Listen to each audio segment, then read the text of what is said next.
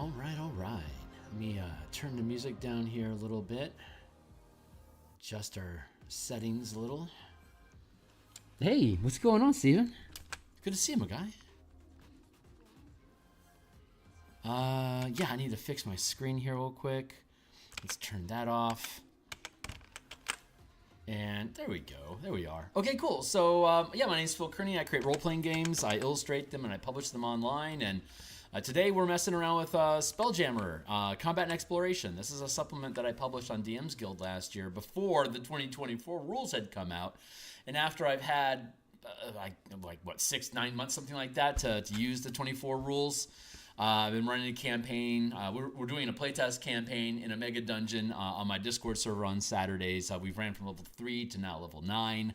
So I feel like I've had an opportunity to chew on these rules for a while. And if you're familiar with my stream, you know that on Mondays and Thursday nights we do game design, which has been solely focused on 5e2-4 variant rules, character redesigns, mana point systems, bastions, Spelljammer, Mega Kaiju, and Mecha Machines of anywhere from 50 to 500 feet in size.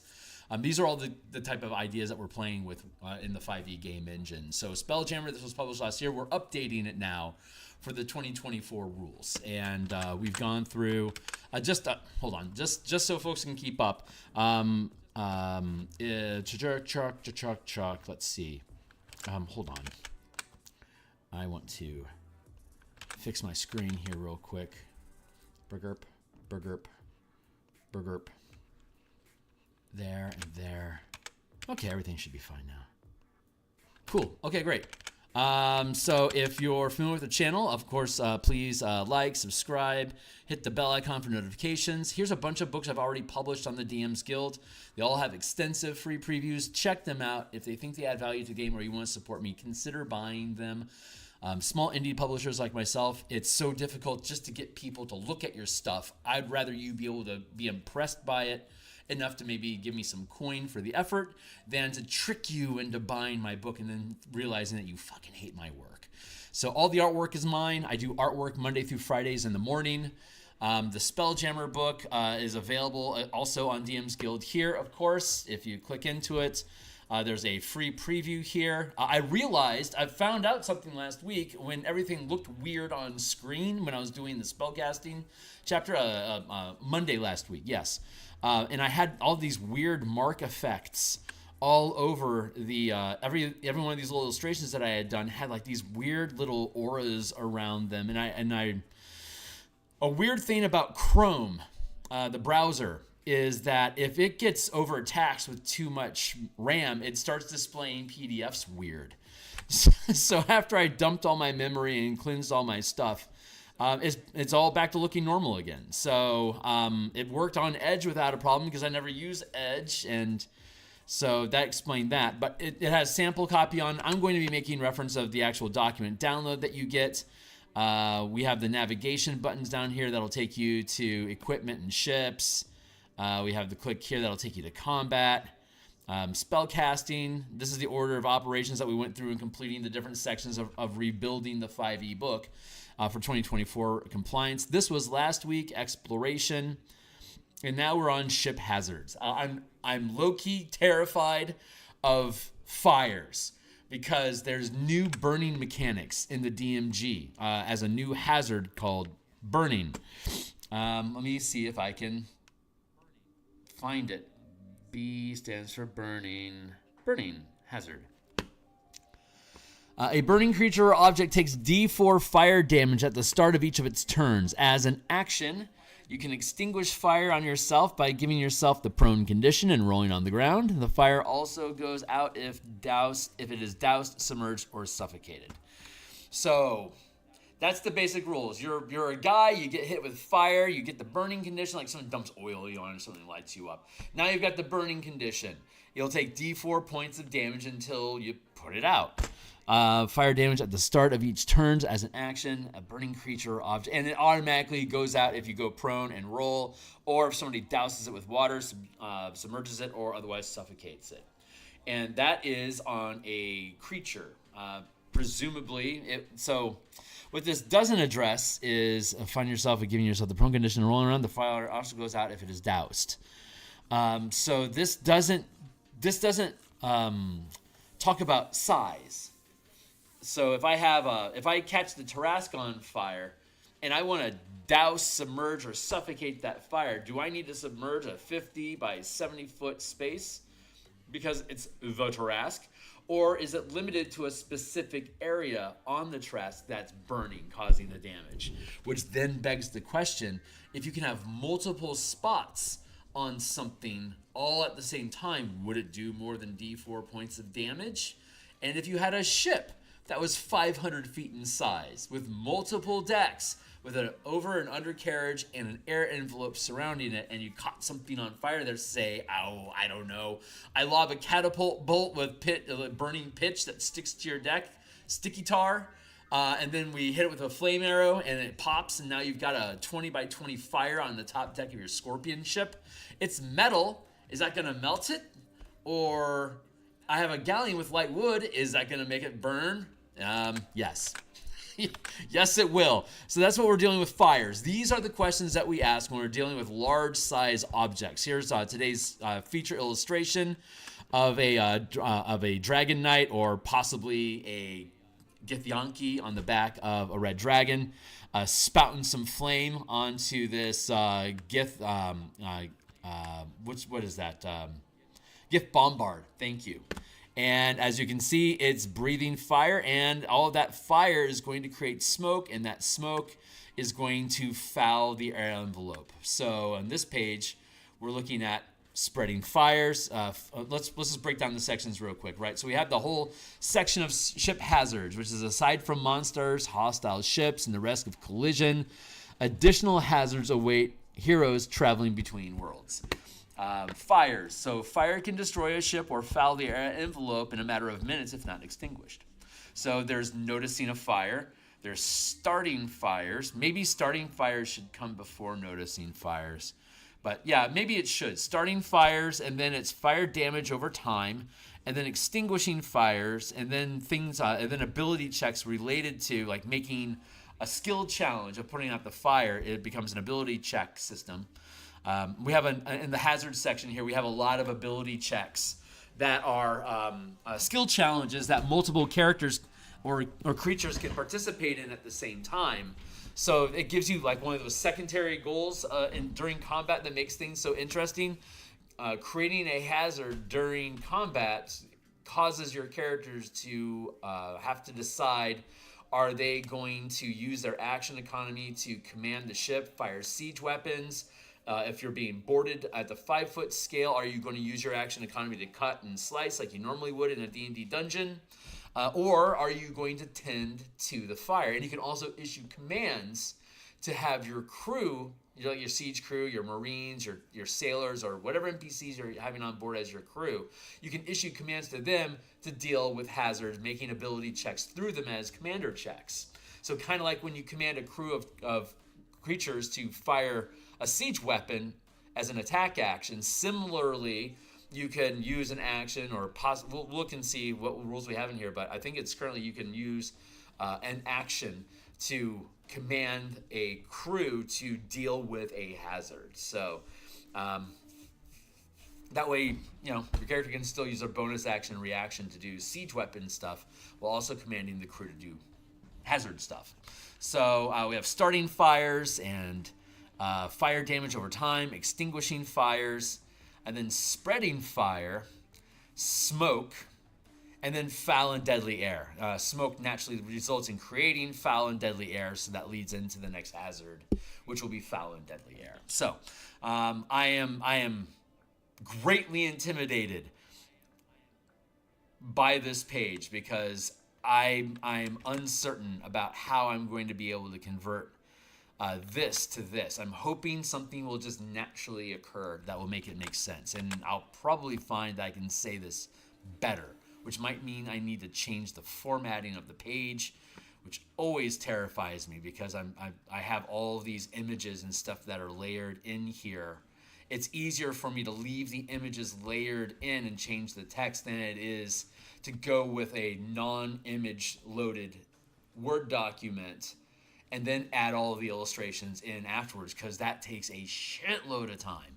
So, but it scares me because if I change the spacing on this, it might pull some of the images on the page into another position.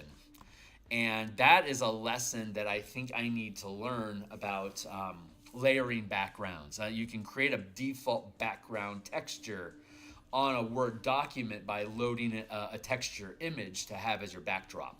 And so this picture, the frame here, the very mild color variance that's going on here in the background, and this bottom bar here is that's all a background illustration that repeats on every page, right? But if my text doesn't hit the edge here, then I fill in the gap with wild space, and if the picture is large enough, an illustration of something in wild space. So that's why you see all these like little corner nubs sitting everywhere. Like when I can do a half-page illustration like this, I can just use the frame as a border because it's not space, it becomes a border.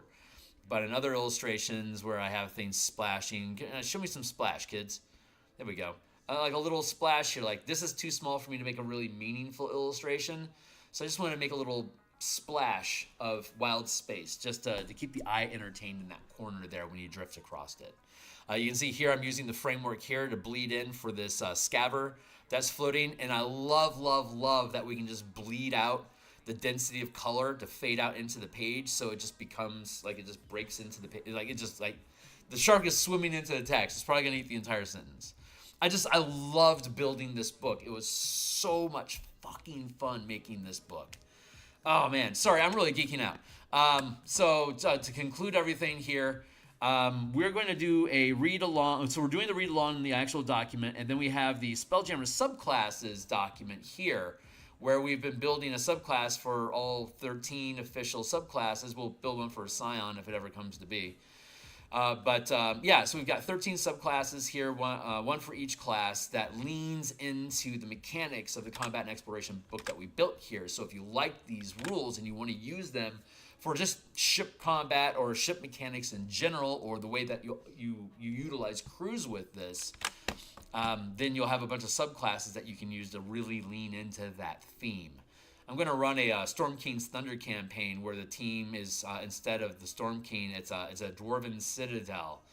And the team is going to be Dwarven and Warforged and Gnome characters piloting mecha, like 30-foot like ape suits that use our Spelljammer mechanics but are being converted into mecha mechanics. And then we're using our massive scale creature rules that are in the book here and building those out into a how-to guide of building mega kaiju, like 1,500-foot squids, right? Attacking the Rock of Brawl.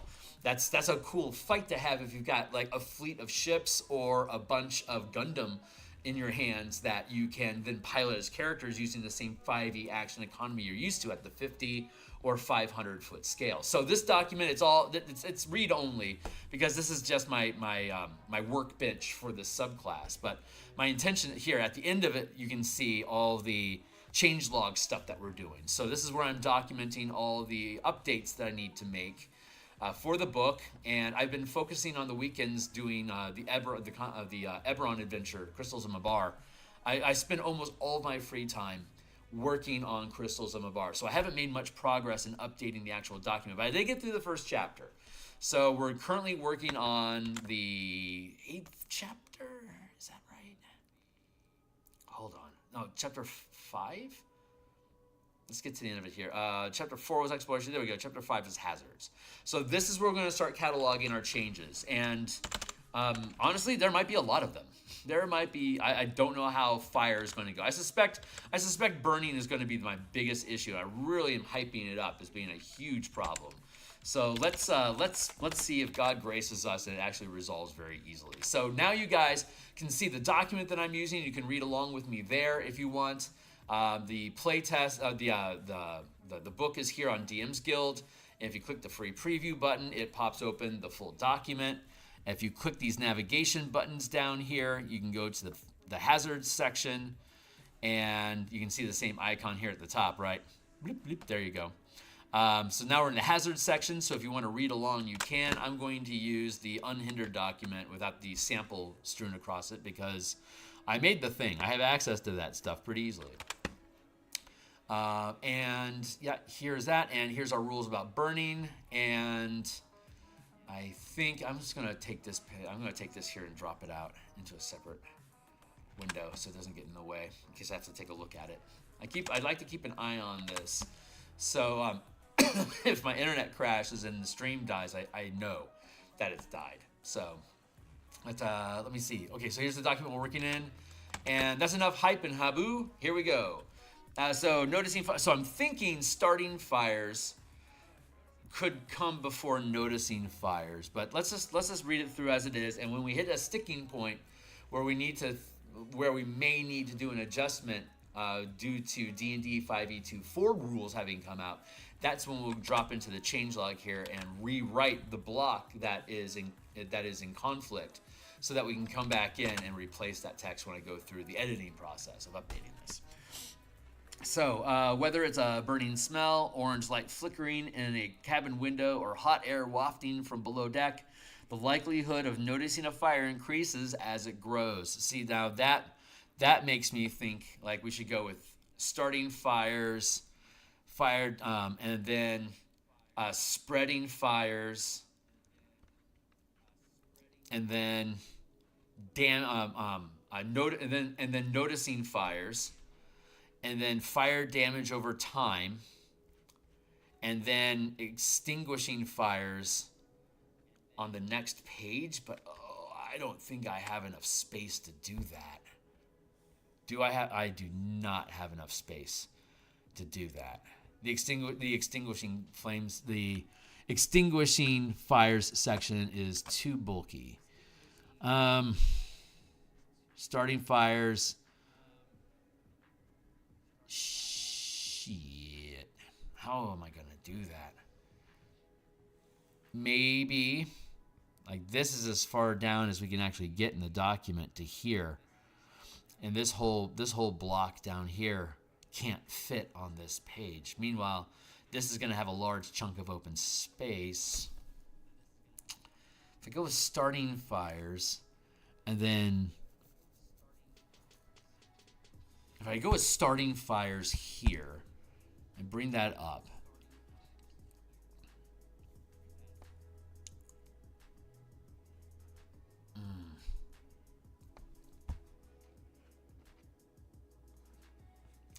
I could potentially put noticing fire last.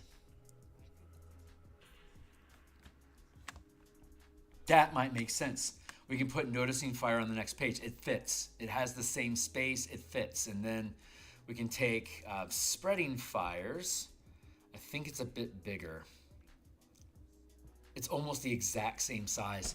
So I'll have to end up cutting a line off of here somewhere. God willing, starting fires, I'll be able to cut a line off of it. Or potentially reduce the space needed for spreading fires. But it can work. So if we go with fires, starting fires, and then underneath that is spreading fires, and then damage over time, extinguishing fires, and then on the next page, noticing fires. That's probably the correct order that I should have put it. I'm just going through like, how could we have improved this? How are we adjusting this? So that's something just right off the cuff. I could change it that way. I don't have to have noticing up front. I can have that after you explain how fire works. Here's how you notice it. And it actually talks about the size mechanics of the fire when we haven't talked about starting a fire and spreading fire to grow in size over time. So actually it would make sense that notice fires last. I have to talk myself into these things before I do the work because I'm going to have to do the work. So I have to make sure it's a good idea to rearrange it and that it makes more logical sense. And in this case, I think it absolutely does. So bully. So, okay, we'll start with starting fires, and we'll save noticing fires for the end. So, flammable ammunition, a fireball spell, or other sources of fires, such as mishaps in the ship kitchen, can start fires aboard a ship. When a ship takes fire damage, make a Constitution saving throw. A ship without a pilot can save using the ship material bonus to Constitution, as detailed in the ship material section above, to determine... Oh, is that not hyperlinked? I missed a hyperlink.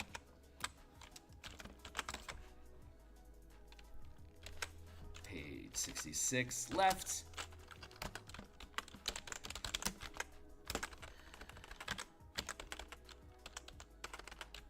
ship material should be hyperlinked. Funny, I missed that. But this is the changelog. This is how we do it. So when a ship takes fire damage, make a Constitution saving throw. A ship without a pilot can save. When a ship takes fire damage, the pilot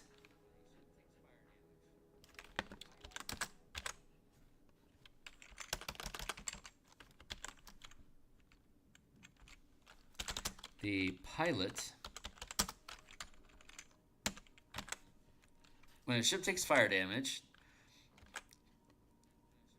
make a Constitution. The pilot makes a Constitution saving throw. We have space there because we have this extra line, so I can do that.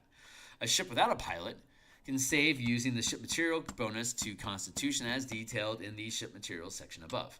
To determine the DC, divide any fire damage taken that remains after damage reduction by 5, rounded down, and add the result to 10. For example, 32 fire damage has a DC of 16. Is that overly complicated?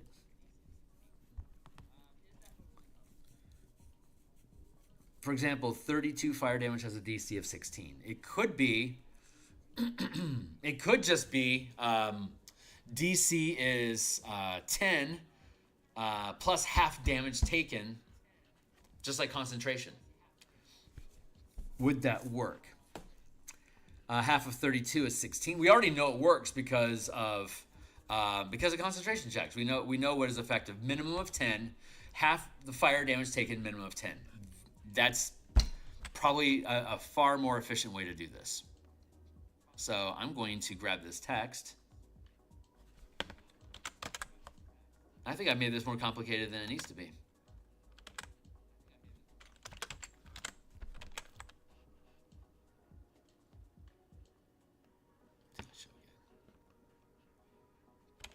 So to determine the DC,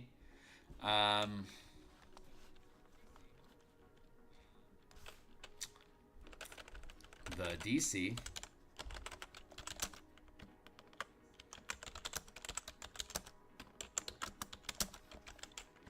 is 10 plus is half is 10 or half the fire damage taken rounded down up to a maximum of DC 30.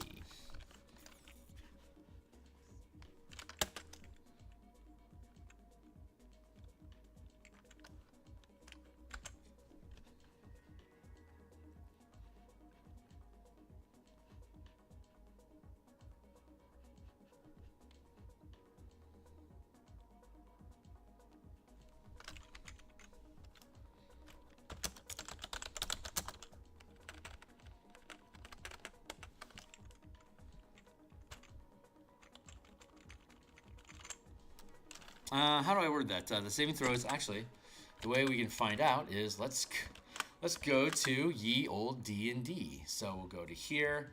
Concentration should be nearby, right?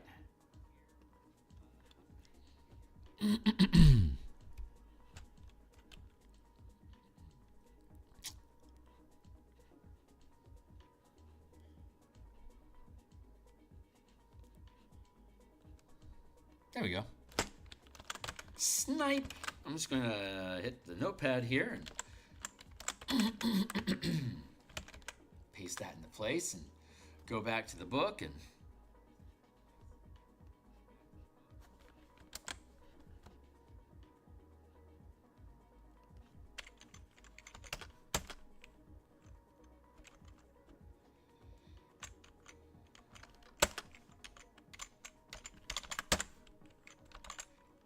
for example, 32 fire damage has a DC of 16. Isn't that a miracle?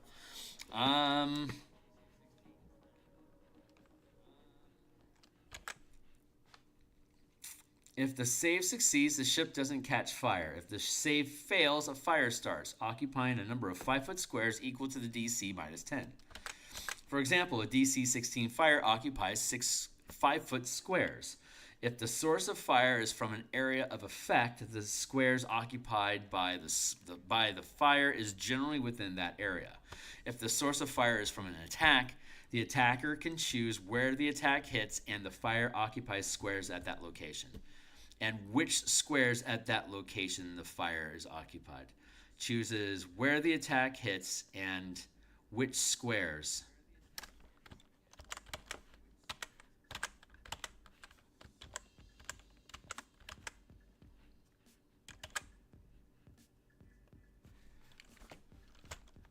Paste, and which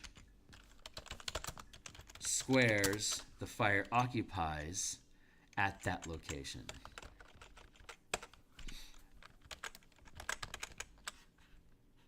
And which squares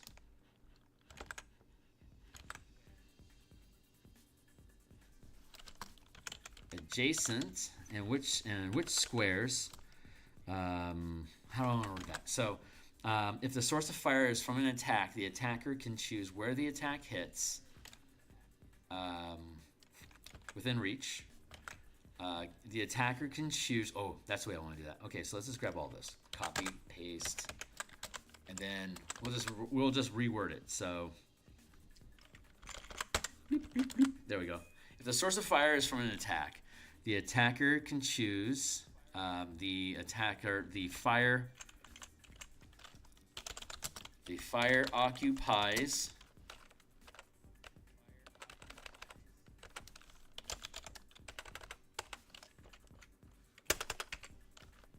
do it like this. If the source of fire is from an attack, the attacker chooses I probably I'm gonna attack the attacker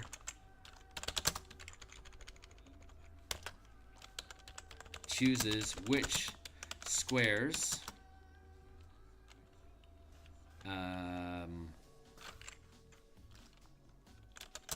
are occupied by the fire.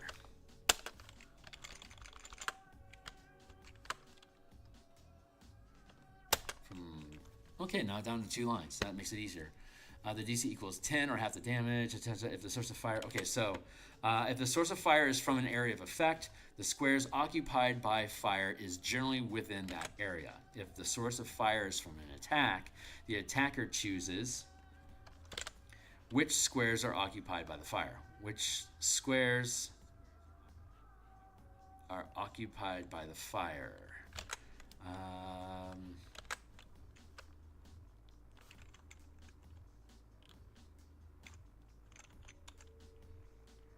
The attacker chooses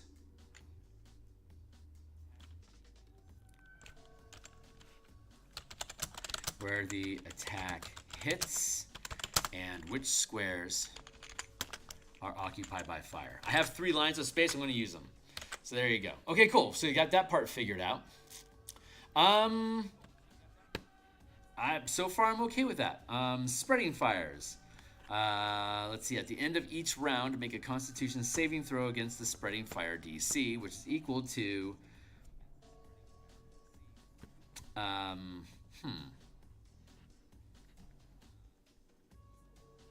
feel like I'm going to rewrite this.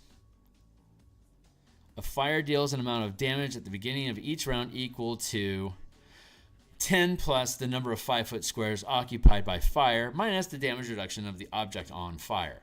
If the amount of damage to an object is reduced to 0, the fire remains, but the damage is superficial. Pilots cannot reduce damage taken by a ship this way. Let's see. So I want to reword this, and then we're going to look at spreading fires and see if it's possible for us to add spreading fires. Yeah, it can. So hold on. We're going to grab this, and I'm having grip issues.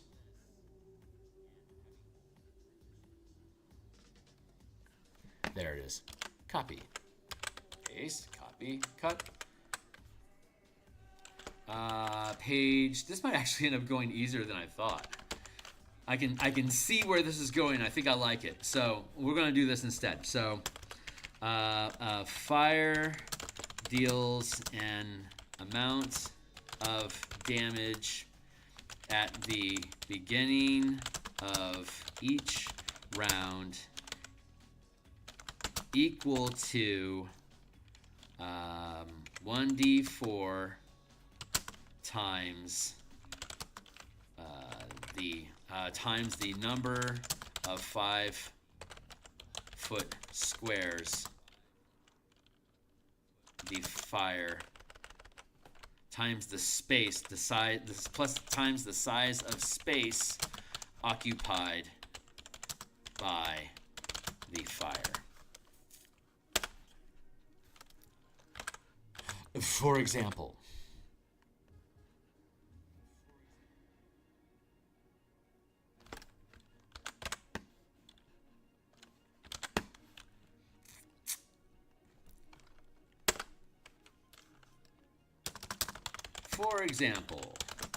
a fire that occupies a 15-foot space deals 1d4 fire damage each round.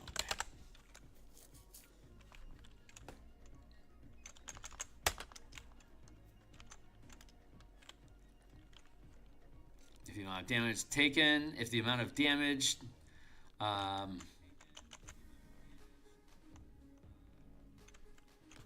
if the damage is reduced to 0,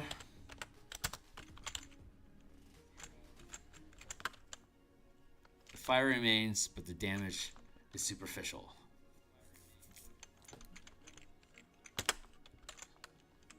One, two, three, four, 1, 2, 3, 4, 5, 6, 7, 8, 9. 1, 2, 3, 4, 5, 6, 7. It's plus 2.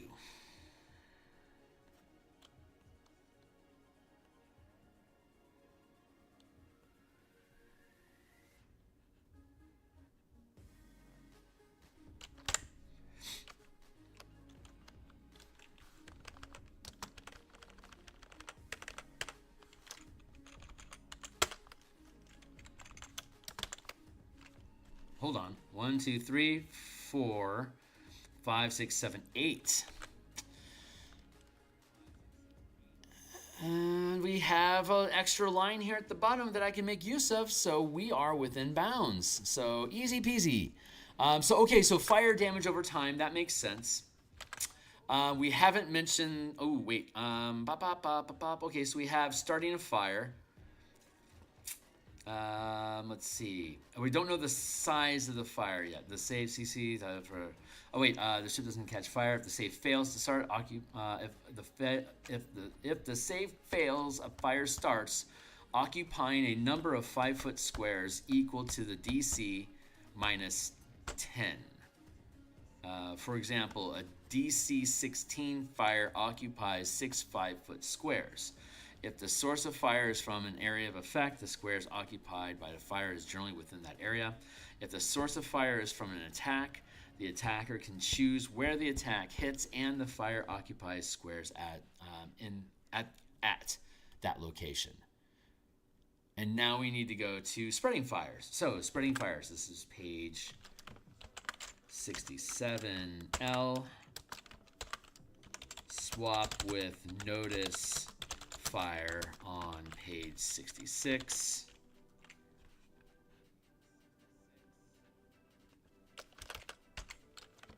Page 66L. Noticing fires. Swap with spreading fires on page 67L.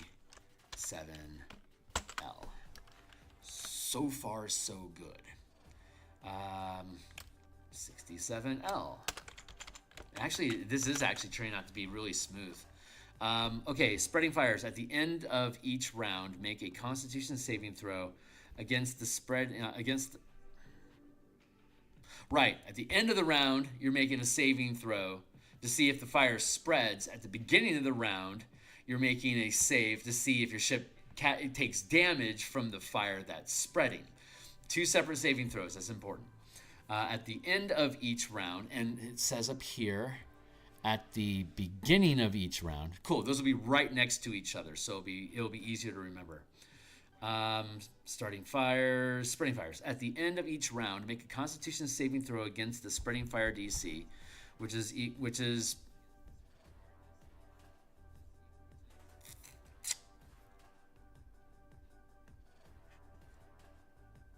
we're going to take this.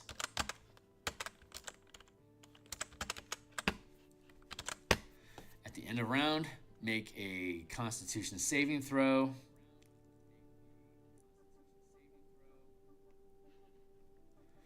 What's it called? When a ship takes fire damage, make a Constitution saving throw. A ship. Okay, I just gonna use the same language.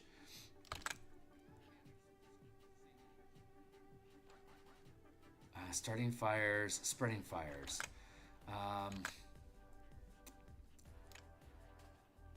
Yeah. Okay. So at the.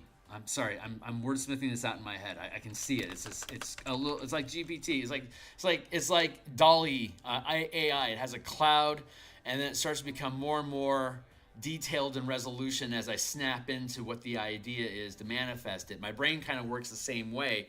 In art, you'll see that in my art in the mornings, Monday through Fridays, when I'm doing new artwork. You can see I start off with these cloudy ideas that become more and more detailed, and they snap into position finally with the corrections that I do.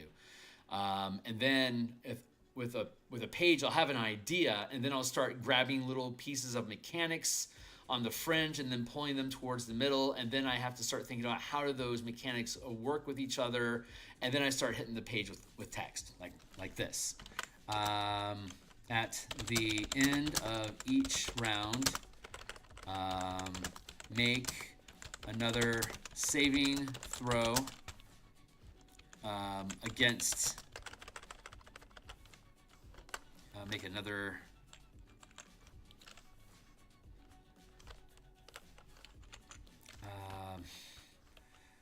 if a fire starts while a fire occupies space, while the fire occupies space,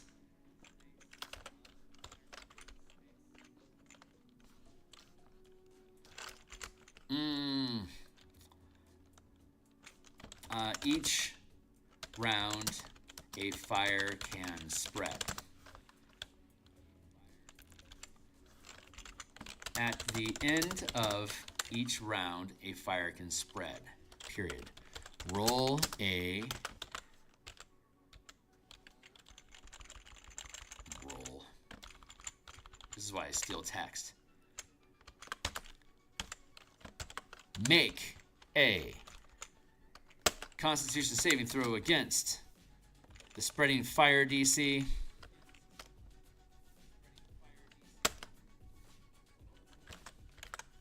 At the end of each round,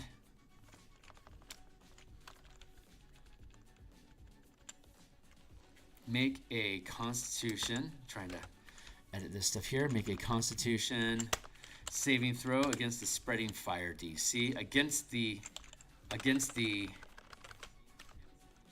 fire DC as above.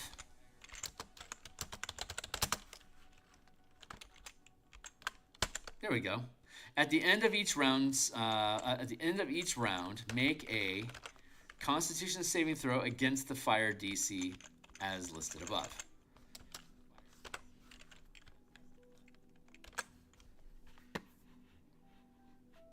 If there are multiple fires, use the highest DC, and if the fire damages less than the ship's damage resistance, roll with advantage.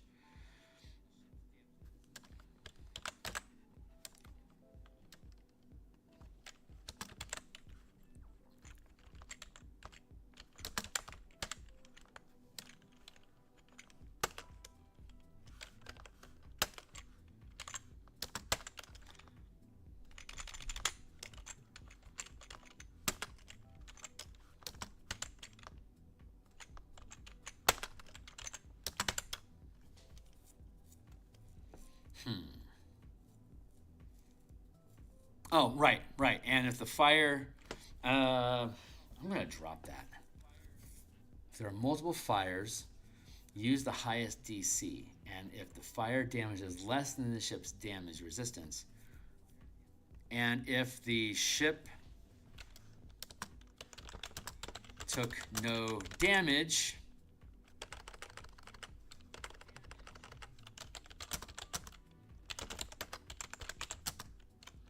took no damage. And what I want to say is took no damage from the fire. I don't have the bandwidth to do it. Oh, I do. Hold on. Maybe I do. And if the ship took no damage, roll with advantage.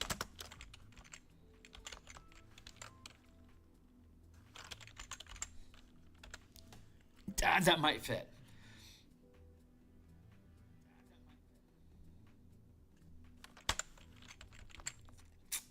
Against the fire DC, as detailed above.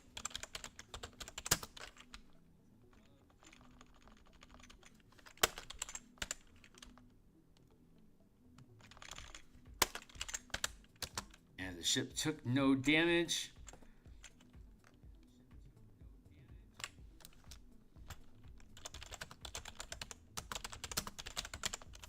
And if the ship takes, and if the ship took no damage from fires this round, roll with advantage. There you go. Because the damage of the fire is going to increase as it grows in size, meaning that you're more likely to snowball, ironically, into a larger fire. And if the fire isn't big enough to actually damage the ship, then it's going to you have advantage to make the save, so it's more likely that the fire will not spread, and that also makes it easier for you to extinguish it because it's not growing. So if the save succeeds, reduce the total number of squares on one fire by 1. If the save fails, increase the number of 5-foot squares on fire equal to the DC divided by 10, rounded down, minimum 1.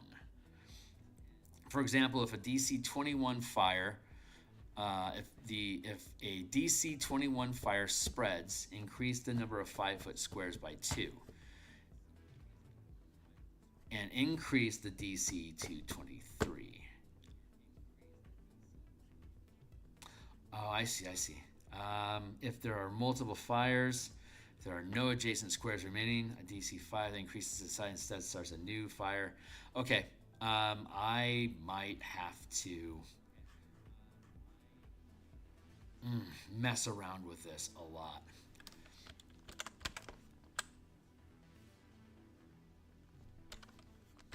Roll with advantage. And then, if the save succeeds, oh boy, I think this part will go smoothly. If the save succeeds, reduce the total number of 5-foot squares on fire by 1. If the save fails,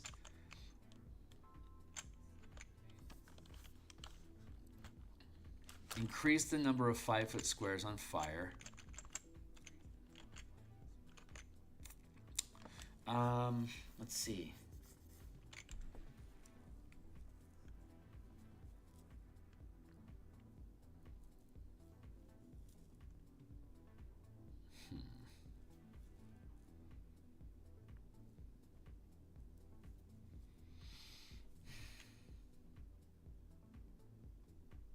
Okay, so the way that we change this is it doesn't do a constant level of damage. It does damage equal to the number of squares, right? So a fire deals an amount of damage at the beginning of each round equal to D4 times the size of space. Maybe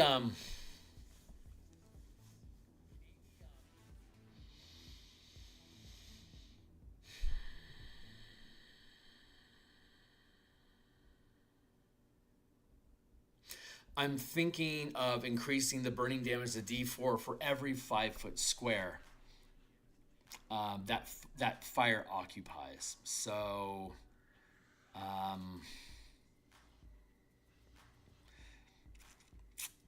the save fails, increase the number. Let's go up here to. No, let's go back to the book.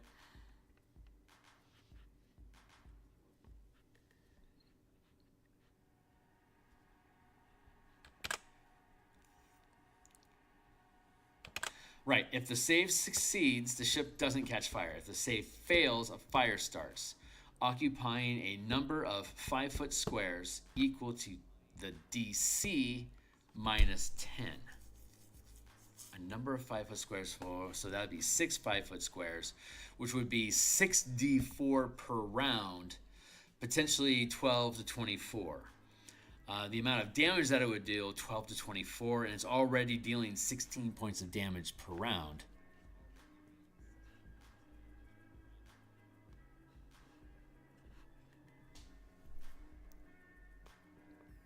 Yeah, in this system, this original idea, the DC is the fire damage that you take. It's the same number. So once you figure out what the DC is, you also know how much damage you're taking. That's pretty consistent. But it's not very 5e24. So that's why I wanted to make this changing to the burning rules. But in this example, it was 6 squares. Minus the damage to the positive objects. 10 plus number of 5-foot squares equal to minus. Okay, great. So it was 6 squares dealing 16 points of damage versus 6 squares doing d4 damage. So 6 times 2.5 is going to be 15. So it's actually 1 point less than if we had it here. So I think we can get away with that. I'll have to catch something on fire and test it, but we'll get there. For example, so a fire deals an amount of damage at the beginning of each round equal to 1d4 for each 5-foot space occupied by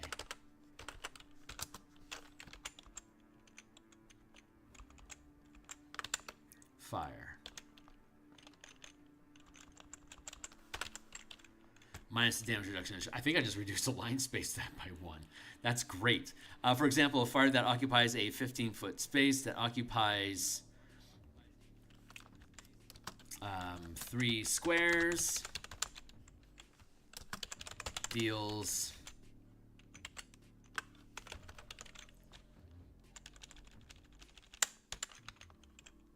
3d4 fire damage each round minus the ship damage minus before reducing damage.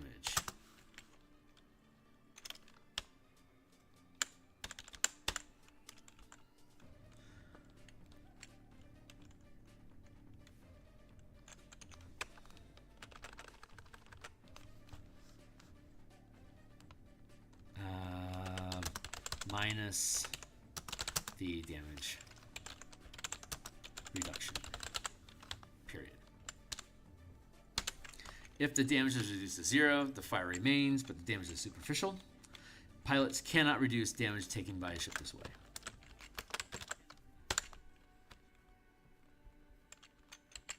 Yeah, we'll do it like that. Pilots cannot reduce the damage taken by ships this way. If the damage is reduced to 0, the ship remains, the fire remains, but the damage is only superficial. Perfect. So that is fire damage, right?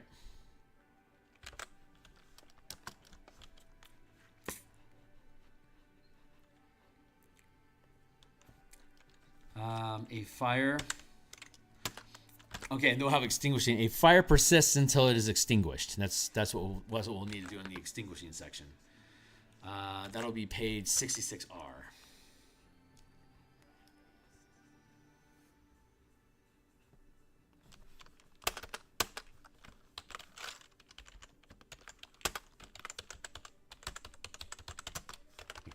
Extinguishing. This is actually turning out really well.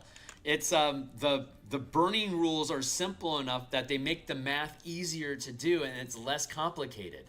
I'm fucking in love with this. Seriously, every time I stumble into something inside of the 5e24 rules that have changed, it makes the game better, unless we're talking about class options. I still hate what they did to the Paladin.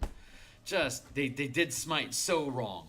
But I am passionate about that because I am a total 5e fanboy. But other than that, virtually everything in the game I like better than what was in the original 2014 rules. I am a huge advocate of it.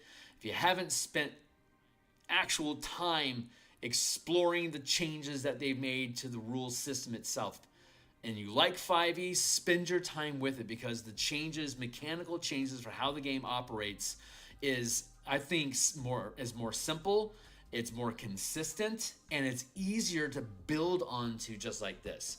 I love 5e because of how modular it is and how easy it is to strap on new mechanics or change a mechanic or remove mechanics from the game to make it play the way that you want to. I love that easy customization. It really is, it's like a toolkit design of a game. I love that about 5e. So this is another example of everything is basically doing what I wanted it to do in 2014, but now with these new ideas, it's easier to express it and easier to actually do at the table. I love that. I am so excited. So, back on point. At the end of each round, make a Constitution saving throw, the fire DC as detailed above. If there are multiple fires, use the highest DC, and if the ship took no damage from fires, this round rolls advantage. If the save succeeds, reduce the total damage of 5 foot square, the total number of 5 foot squares on fire by 1. If the save fails, increase the number of 5 foot squares on fire by 1. There, stupid easy. And now, because each square isn't just 1 point of damage, it's now D4 points of damage. A single square could either do hardly anything because it's just 1 more point, or it's adding an extra 4. You're just stacking up dice, and that can get really dangerous really quickly. And I love that because fires I thought were too slow. So I love that the D4 moves faster now. Oh God, this is great, and it's so much easier. And the DC, again, it's just the damage that you took. That determines whether the fire spreads or not each round. God, that's so easy. Yeah.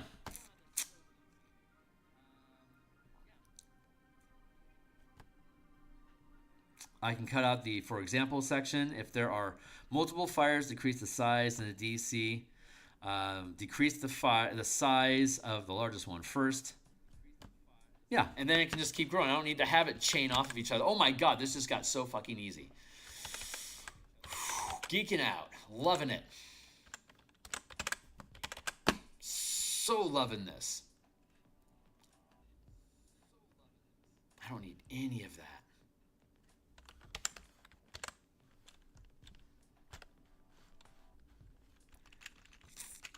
On fire by 1, period. If there are multiple fires, decrease the size of the largest fire first, of the largest fire first, and when the fire spreads, increase the size of the smallest fire first.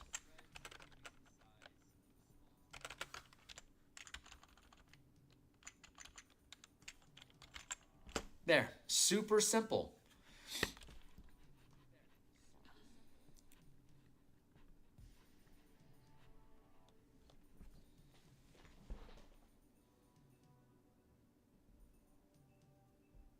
What if, instead of 2 separate saving throws, it was, since it's the same saving throw you're making at the beginning of each round, make your saving throw. If you succeed the saving throw,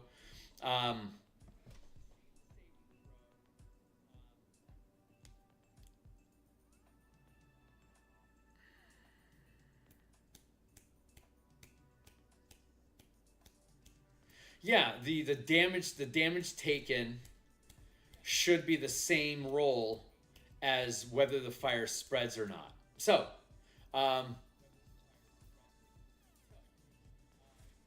yeah.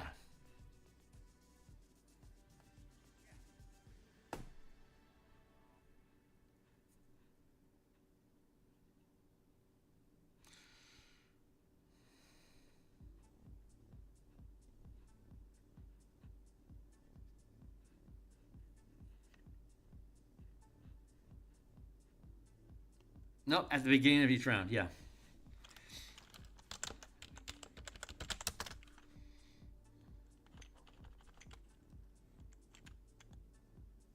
No, end. You take the initial. You take the initial. You take the initial hit, which is going to damage you, and then it either starts a fire or it doesn't. Yeah, it should be the beginning of the next round because then you're getting double tapped during your round. Or are you? Hold on. Get hit, and then you get to make a saving throw at the at the end. Yeah, end of the round is correct because if you get hit by a hold person spell, you make the saving throw right away, and then at the end of your next turn, you get to make your save. So that is consistent with how 5e24 stands. So end of turn. At the end of the round, make a Constitution saving throw against the fire DC as detailed above. If there are multiple fires, use the highest DC. And if the ship took no damage from fires this round, if there are multiple fires, use the highest DC. And if the ship... Nope. At the end of each round, make a Constitution saving throw against the fire DC as detailed above.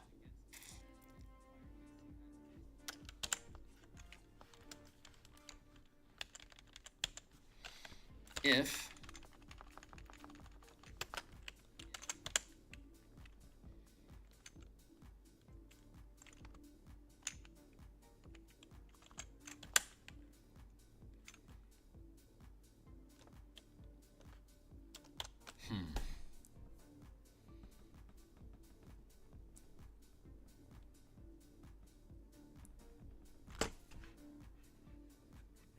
hold on.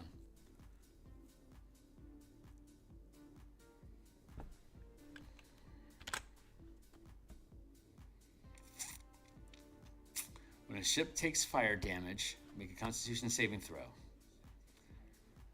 If the save succeeds, the ship doesn't catch fire. If the save fails, a fire starts, occupying a number of 5-foot squares equal to the DC minus 10.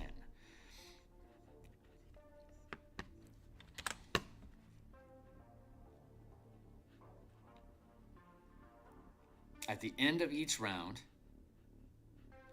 make a Constitution saving throw against the fire DC.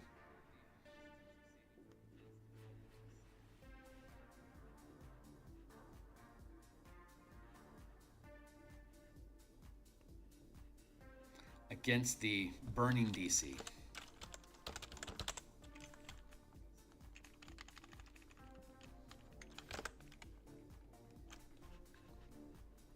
One second. Now I dare say this is probably the longest line, so I'm going to grab that. Set the pace for the length of a line.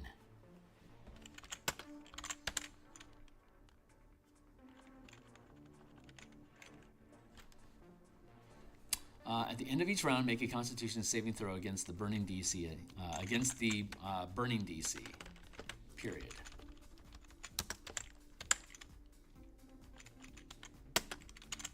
There.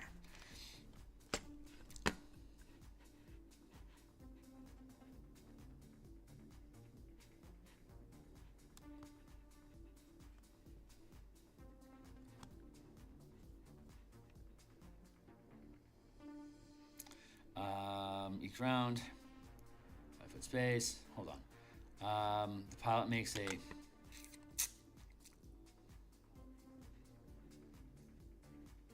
When a ship takes fire damage, the pilot makes a burning saving throw.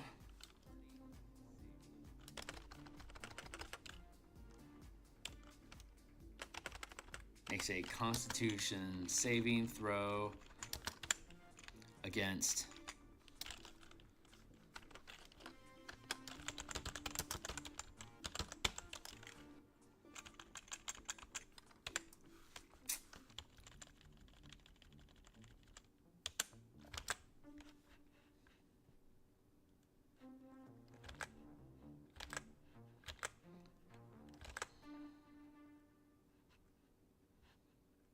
Hold on.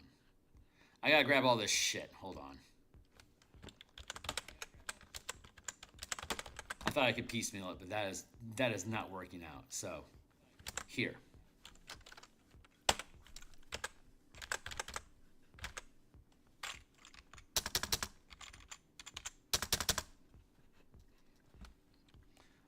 When a ship takes fire damage, make a Constitution saving throw. A ship without a pilot.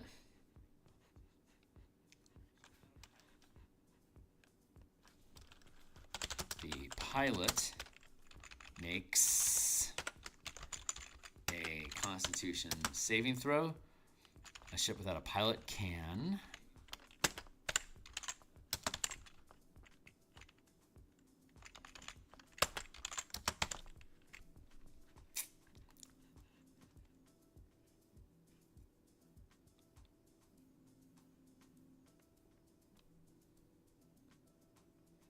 Okay, that pans out.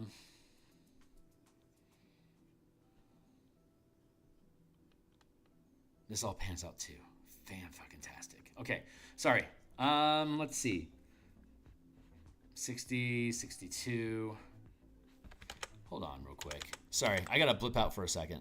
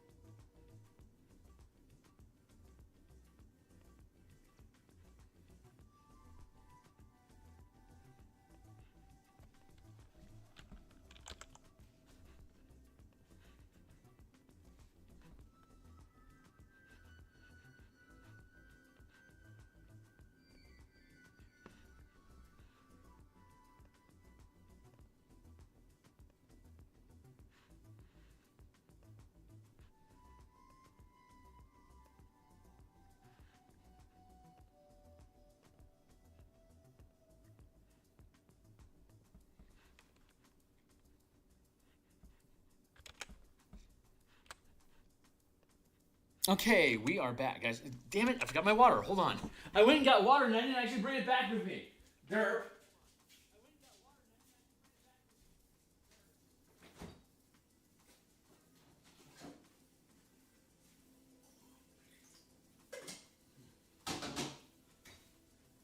All right.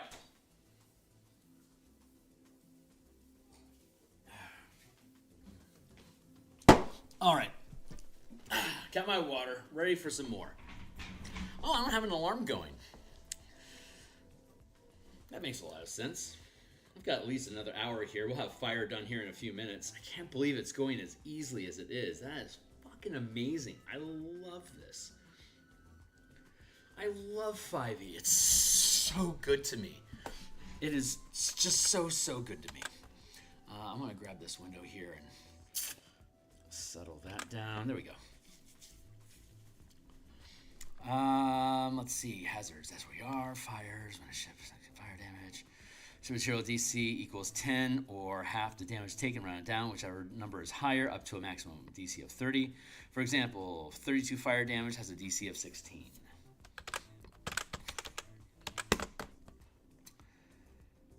If the save succeeds, the ship doesn't catch fire. If the save fails, a fire starts, occupying a number of 5-foot squares equal to the DC minus 10. For example, a DC 16 fire occupies 6 5-foot squares. If the source of fire is from an area of effect, the squares occupy blah, blah, blah. And then we would have the spreading fires, which we've now built out as... Where'd you go, buddy? Page 67, please. Thank you. Spreading fires. At the end of each round, make a Constitution saving throw against the burning DC. If the ship took no damage from fire this round, roll with advantage. Um,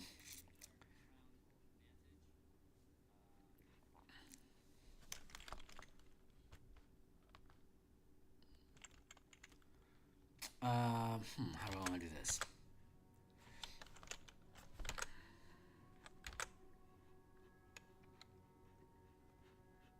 The burning DC needs, for example, a fire that occupies 3 squares, deals fire damage minus the damage reduction. Pilots cannot reduce damage taken by a ship this way. If the damage is reduced to 0, the fire remains, but the damage is superficial.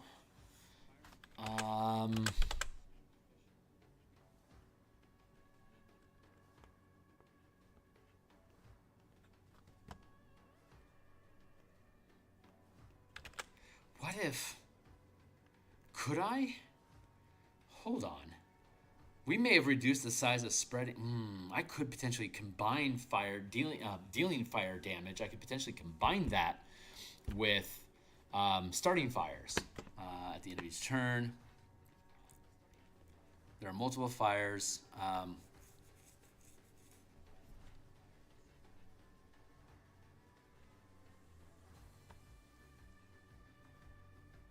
When a ship takes fire, that is... Pilot makes a Constitution saving throw. A ship without a pilot can save using saving throw is to 10, for example. If the source of fire is from an attack,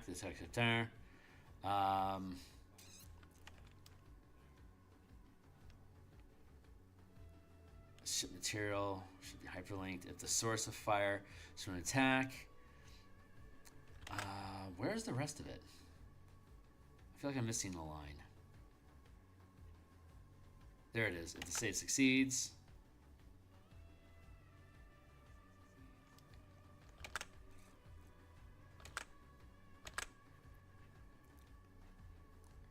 There it is.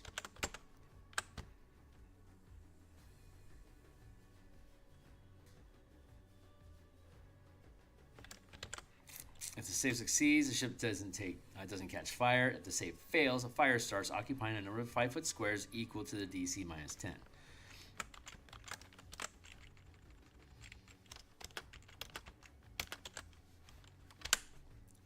If the save succeeds, the ship doesn't catch fire. If the save fails, a fire starts occupying a number of 5-foot squares equal to DC minus 10. If the source of fire is from an attack...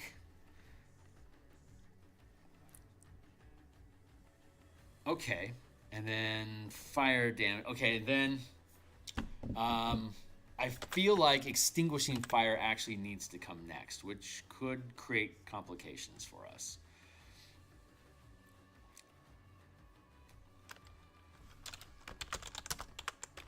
Starting fires. When a ship takes fire damage, the pilot makes a Constitution saving throw. A ship without a pilot can save using the ship material bonus to Constitution as detailed in the ship materials section above.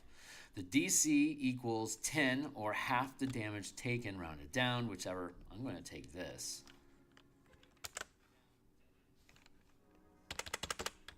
And tab it out. There. That way I can condense this. I'm going to do some line counting here in a minute.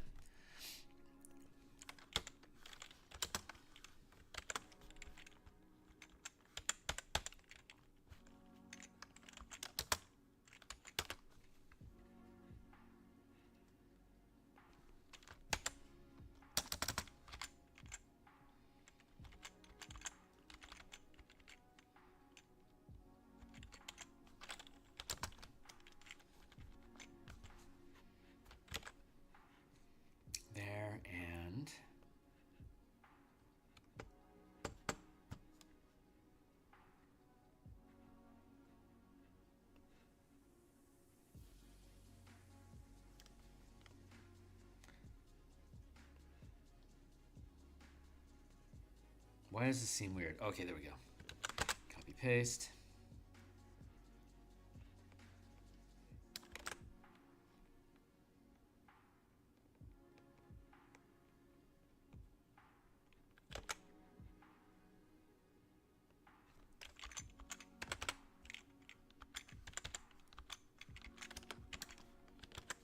There we go.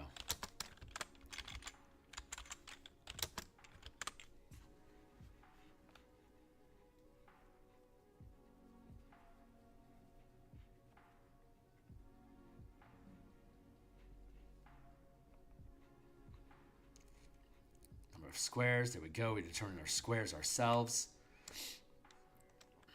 How many lines are we at right now? Let's complete 67. If there are multiple fires, decrease the size of the largest fire first, and when a fire spreads, increase the largest size second. Is that all I needed for this? Yeah.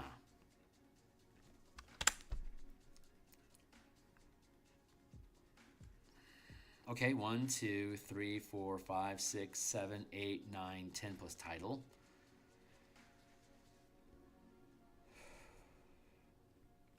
$11, $12, $13, $14, $15, $16, $17, $18, $19, $20. God damn it. 1, 2, 3, 4, 5, 6, 7, 8, 9. 1, 2, 3, 4, 5, 6, 7, 8, 9, 10 plus title. Plus 10. Skipping fire. Going to starting fires. Plus 1, 2, 3, 4, 5, 6, 7, 8, 9, 10, 11, 12, 13, 14, 15, 16. Plus 16. Okay, so I've got 26 lines plus 2 titles. I've got starting fires here, and I've got noticing a fire here. So that is, I've got 26 lines that I need to make sure I can fit on this left-hand column from here up through here. Not counting noticing fire, not counting starting a fire, just the 2 chains. Let's go. 1, 2, 3, 4, 5, 6, 7, 8, 9, 10, 11, 12, 13, 14, 15, 16, 17, 18, 19, 20, 21, 22, 23, 24, 25, 26, 27, 28, 29, 30, 31, 32, 33, 34, 35, 36, 37, 38, 39, 40, 40 fucking 1.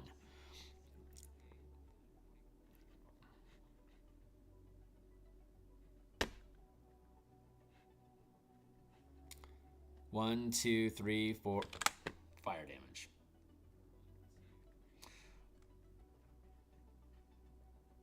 $41. That means I have 15. 1, 2, 3, 4, 5, 6, 7, 8,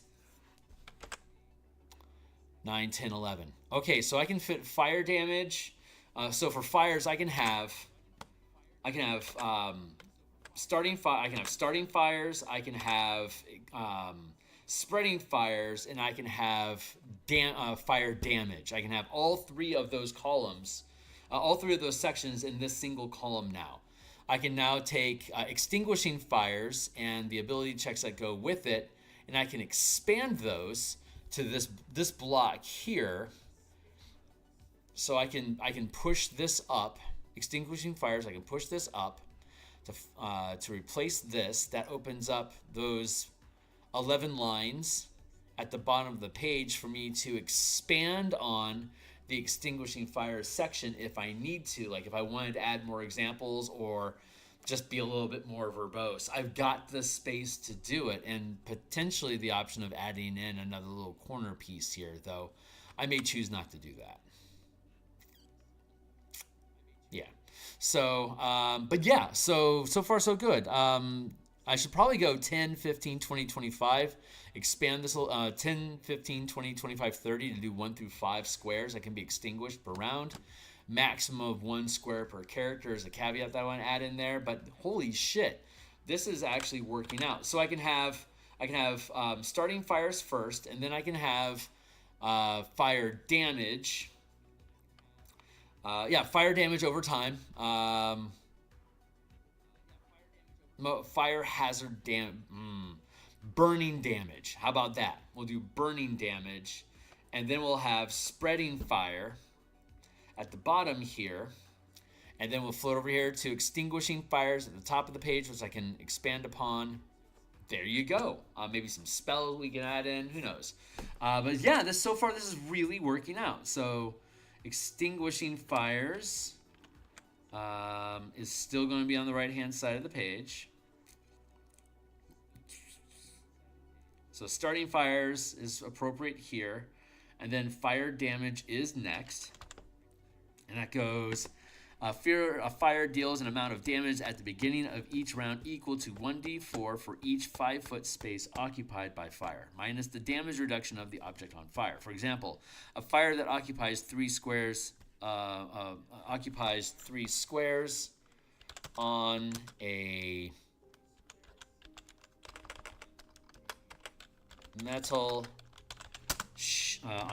vessel deals 3d4 minus the dr20.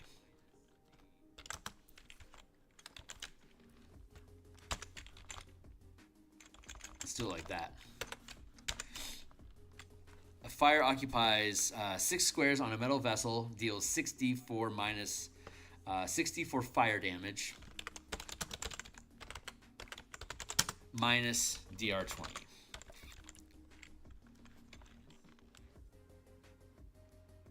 So it's unlikely 6 squares is going to cause a fire.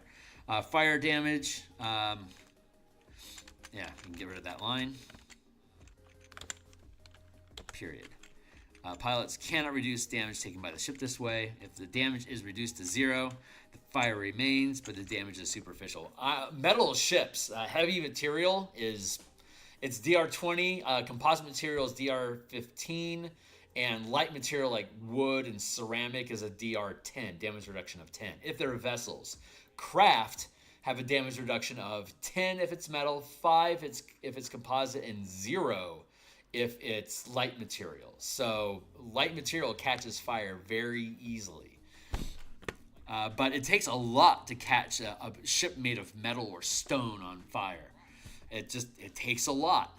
It's like 64 is going to do at most 24 damage. Reducing it by 20 pretty much assures that like you're not going to be taking damage and you'll be able to put out the fire. But you still have the hazard of all the smoke coming off of the fire, potentially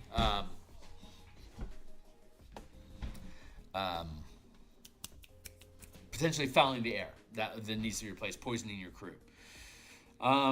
Such as it is. So, okay, so then we have fire damage. So a 1, 2, 3, 4, 5, 6, 7, 8, 9, 10, 11.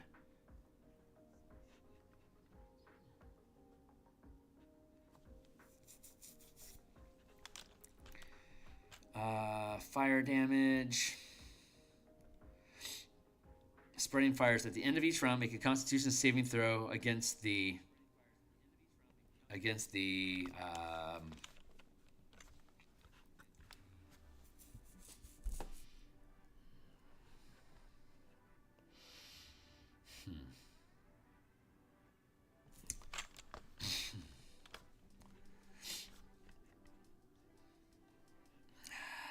if there are, hold on, okay.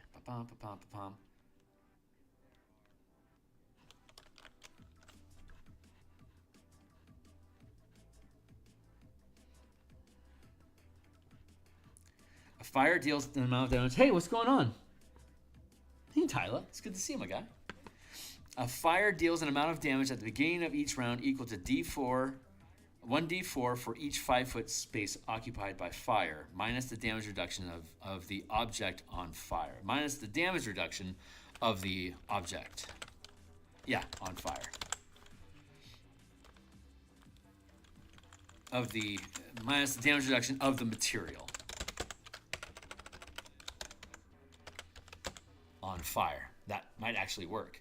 For example, a fire that occupies 6 squares on a metal vessel deals 64 fire damage minus dr20. Pilots cannot reduce damage taken by a ship this way. If the damage is reduced to 0, the fire remains, but the damage is superficial.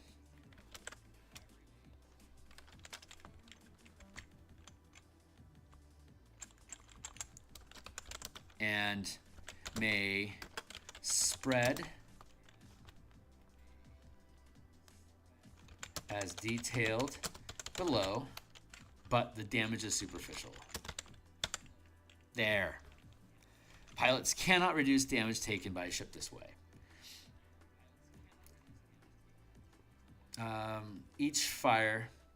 A fire deals an amount of damage.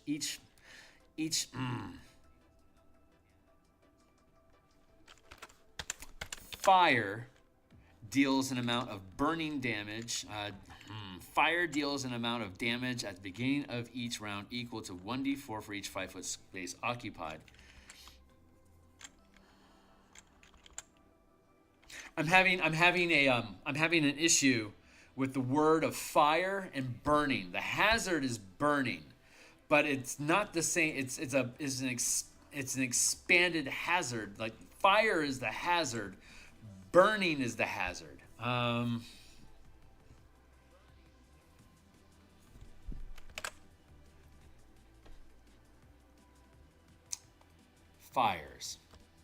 Fired burning damage over time. That's what it is.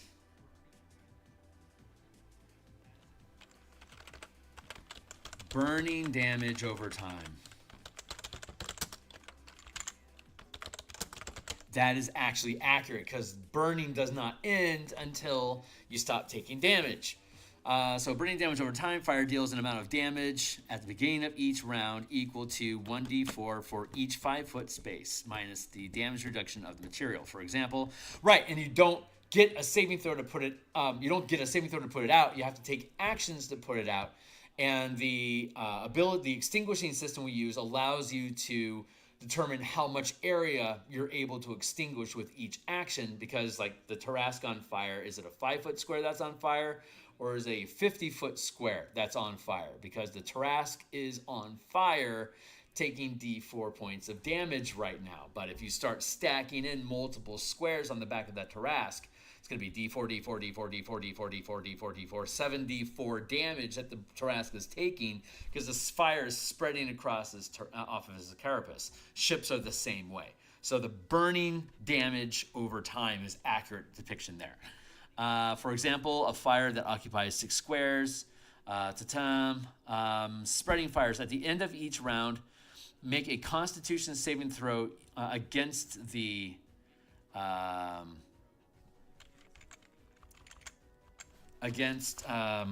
make a saving throw. Make a Constitution saving throw.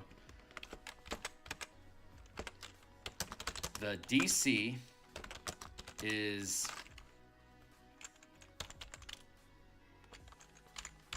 10, or we're just going to use the same language again. It's redundant, but I think I can actually make it fit.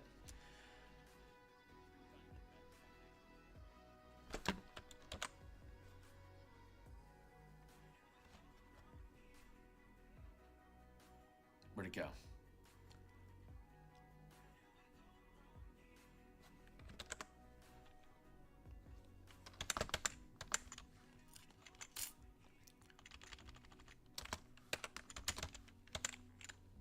Up to a maximum DC of 30.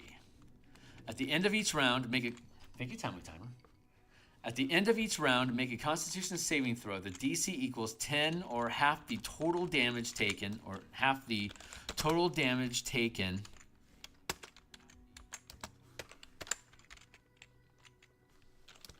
from all fires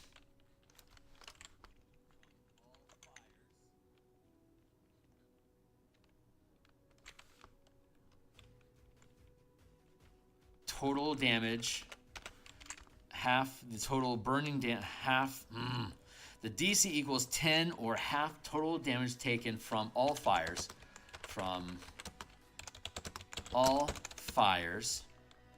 combined, from the total damage taken from all fires, whichever number is higher, up to a maximum of DC 30.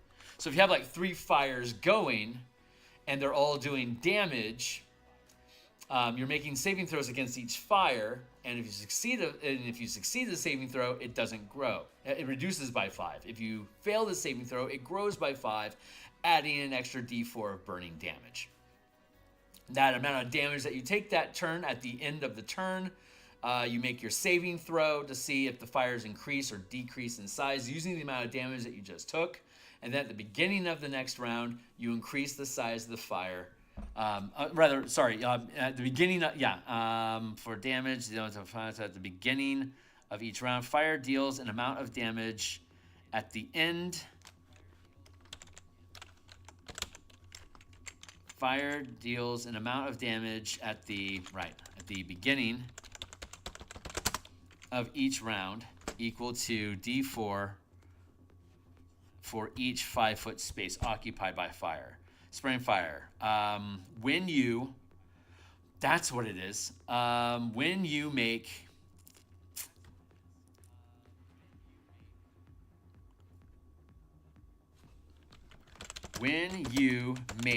your Constitution saving throw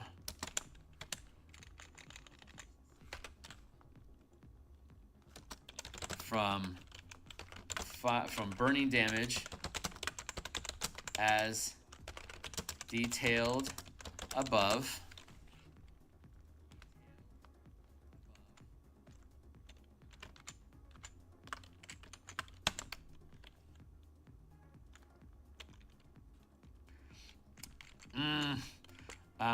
when you make your Constitution saving throw from burning damage as detailed above, comma, if the save succeeds, reduce the number of 5-foot squares on fire by 1.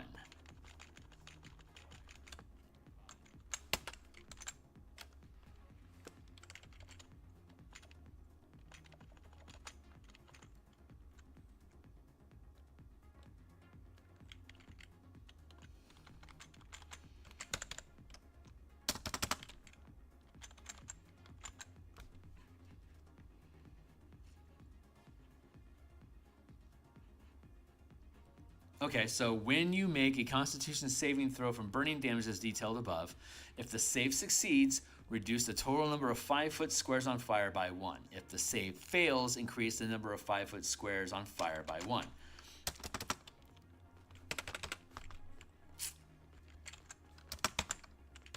We can do that way.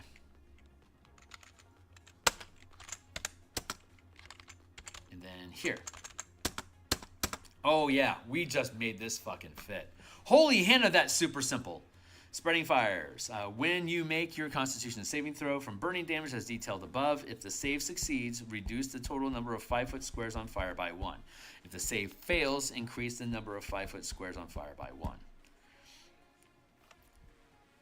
If the save fails, increase the number of 5-foot squares on fire by 1. If there are multiple fires, decrease the size of the largest fire first, and when a fire spreads, increase the size of the smallest fire first. Increase the size of the smallest one.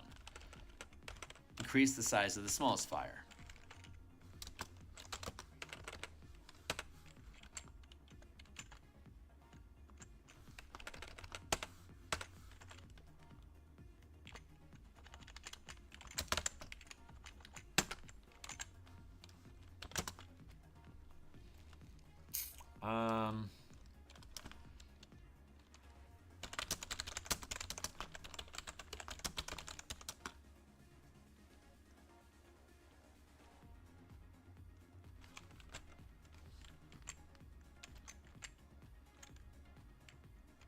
If there are multiple fires, let's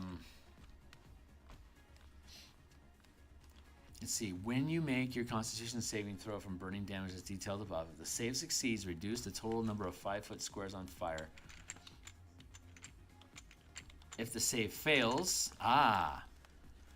choose a 5-foot square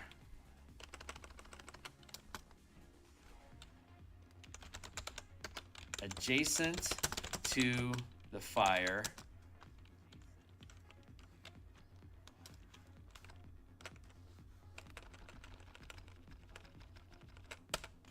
choose a 5-foot square not occupied by fire. Choose a 5-foot square. Choose a 5-foot square not already on fire. Choose an adjacent 5-foot square not already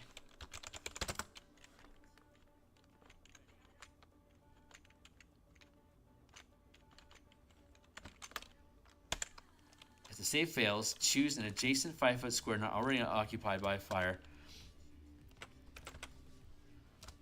If the save fails, choose an adjacent 5-foot square adjacent to the fire to also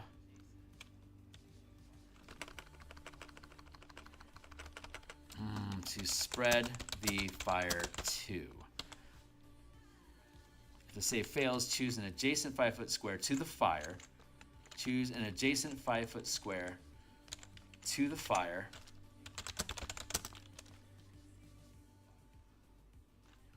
For the fire to spread.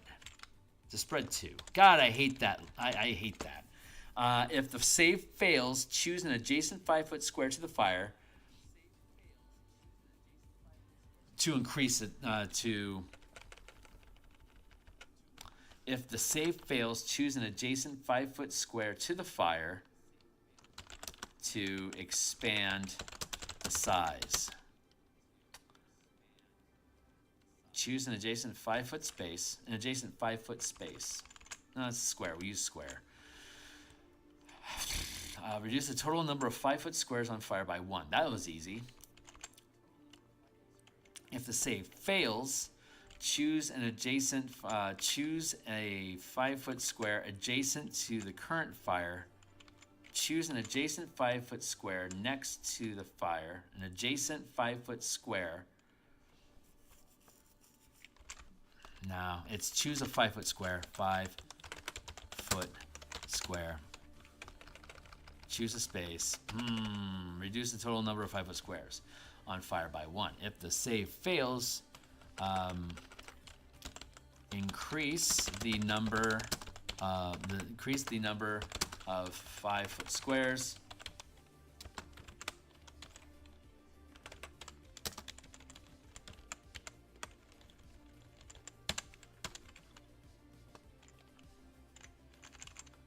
Increase the number of 5-foot squares on fire by 1.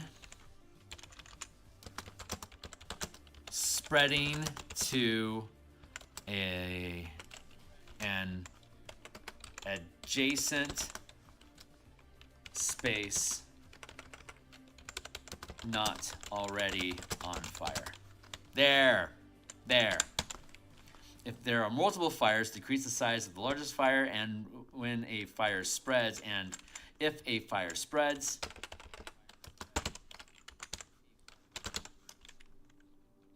increase the size of the smallest fire.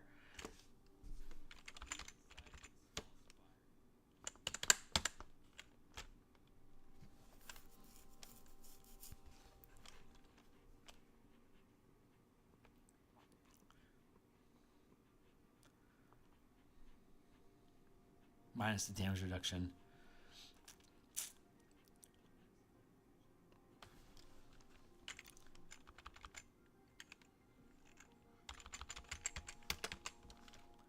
At the beginning of each round, equal to D4.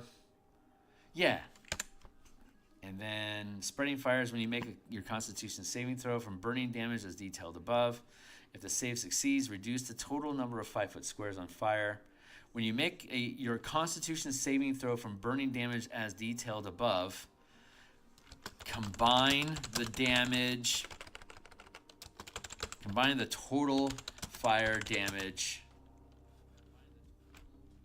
if there are more than one. If there are more than one fire. If there are multiple, period. If there are multiple fires, combine all damage to determine the DC.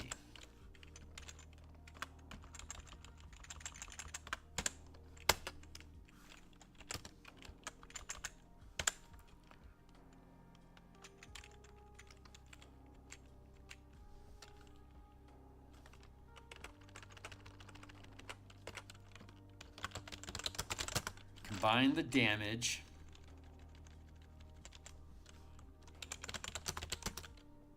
of all fires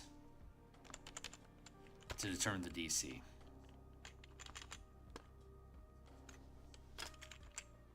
When you make a Constitution saving throw from burning damage as detailed above, combine the damage of all fires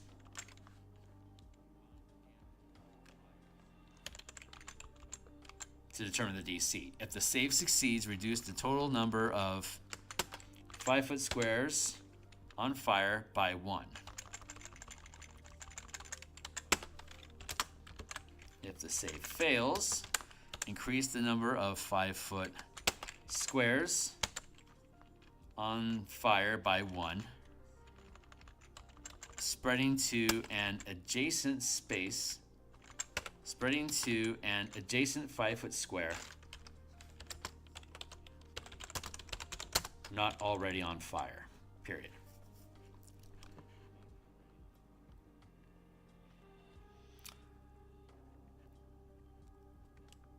One, 2, 3, 4, 5, 6, 7, 8, 9, 10, 11.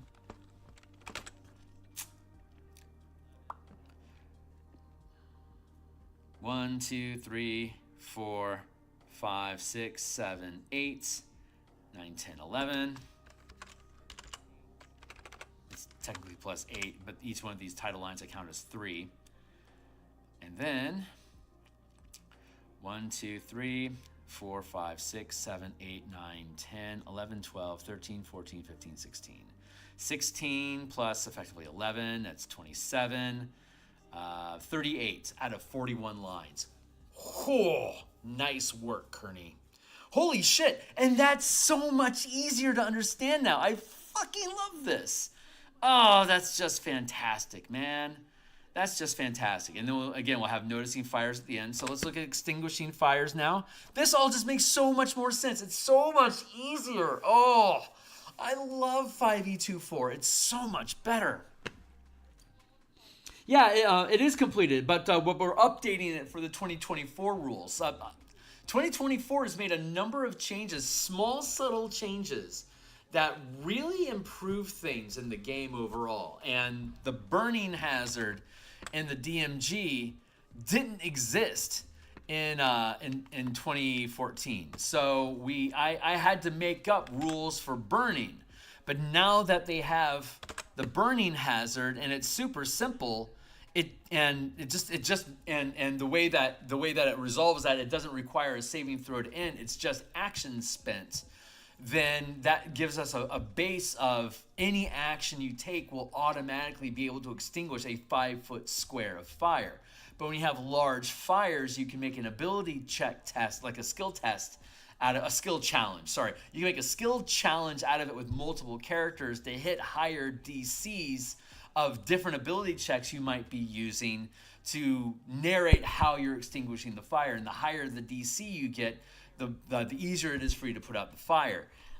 Just this whole system with the D4 burning sets it up so that I don't have to have. I had these wonky mechanics of the saving throw against catching fire was a DC 10 plus 1 for every 5-foot square. But now I can switch it. Since we have this D4 burning damage, it was you take 1 point of burning damage for every square of space occupied. And that would allow me to keep the DCs and the damage basically the same. If I've got 6 squares on fire, it's 6 points of damage plus 10 equals the DC to save against taking that fire damage in the first place. But now that we have the burning rules and it sets that basically a 5-foot square does D4 points of damage, if I have a fire that's doing larger amounts of damage, then I can have my ship catch fire, and I now have for every 5-foot square that's occupied is going to do D4 points of damage instead of 1 point of damage. So now it gets more dangerous and it has to be dealt with quicker because it's actually going to damage the ship. So it increases the hazard or threat level of burning and simplifies it because the DC to save against it's just the same as concentration. Constitution is 10 or half damage rounded down, maximum of 30, whichever is higher.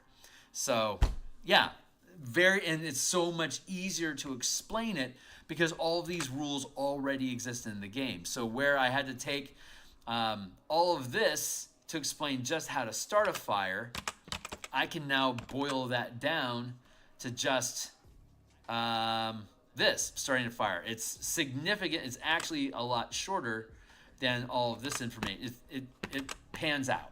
It pans. Oh shit. 1, 2, 3, 4. I forgot about that one. 41. That actually takes us to 41. Oh shit, I forgot about that. That was perfect.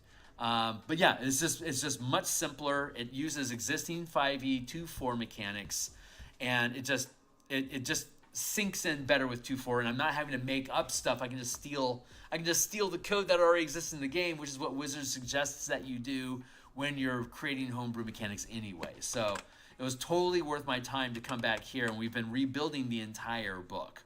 So we've already took care of and integrated equipment. Then we dealt with combat 2 weeks ago.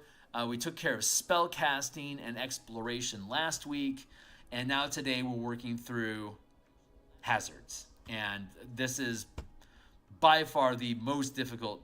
I thought that fire would need the most revisions and be the most difficult, but I've really enjoyed this thought. It's just the challenge of doing this. And we've been finding some math errors and stuff along the way that we're updating in the book as well. So probably, I think by this time next week, we should probably have everything integrated, and hopefully we'll have everything upgraded, and we'll have the 5e24 version of this book on the DMsGuild, like maybe on Tuesday.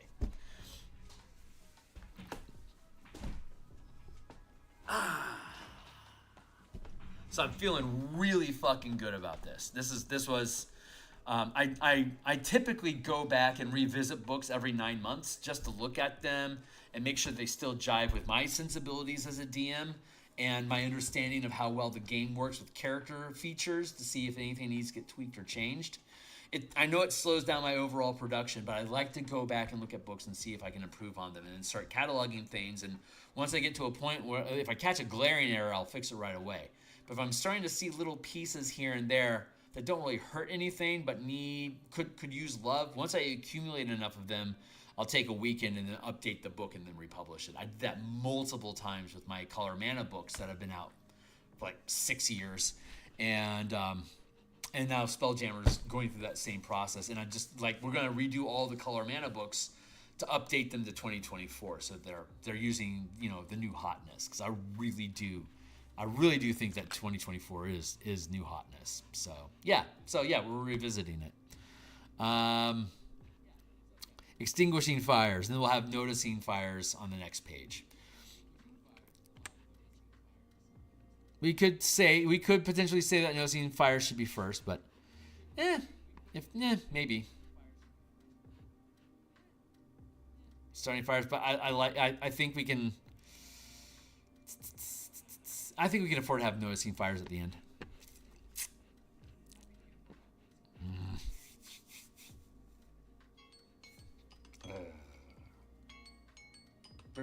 Burp, 20. There we go. What is it? 8 o'clock? I got a little bit of time left. Fire damage is resolved. Extinguishing fires. So characters and crew can attempt to extinguish a fire as a group task. Each character uses an action to make an ability check or to issue a command to any crew present. Uses an action, to make an ability check or to issue a command to any crew present as detailed below. Ability checks. Characters can roll any ability check in the group task when contributing to putting the fire out. Putting the fire out. Below are a few examples of unusual ability and skill combinations to fight the fire. Strength athletics, you can stomp out the fire. Dexterity insights, you can move stray material aside before the fire can spread. Constitution survival, you can endure the heat of flames while smothering the fire. Intelligence persuasion, coordinate allies to work together to stop the fire. Wisdom performance, show no fear to your allies while fighting the fire. Charisma history, inspire allies with tales of survival. Compare each result with the table to the right to determine how many 5-foot squares are extinguished. I think I want to put a DC, I think I want to expand this from DC 10 to 30, 1, 2, 3, 4, 5. For example, a 6th level character commands a 3rd rank crew to fight the fire. Roll 1d20 plus d6 plus 2. A result of 23 extinguishes fire in 2 5-foot squares. If the result is less than 10, you take. Oh, there it is. Copy, and then extinguishing fires. Page. There we go. If the result is less than 10, you take you catch fire and take 1d4 fire damage until extinguished.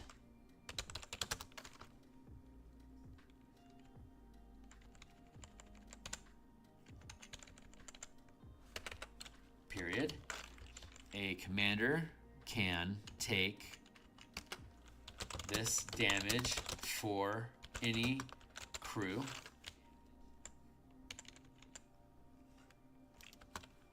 under your command.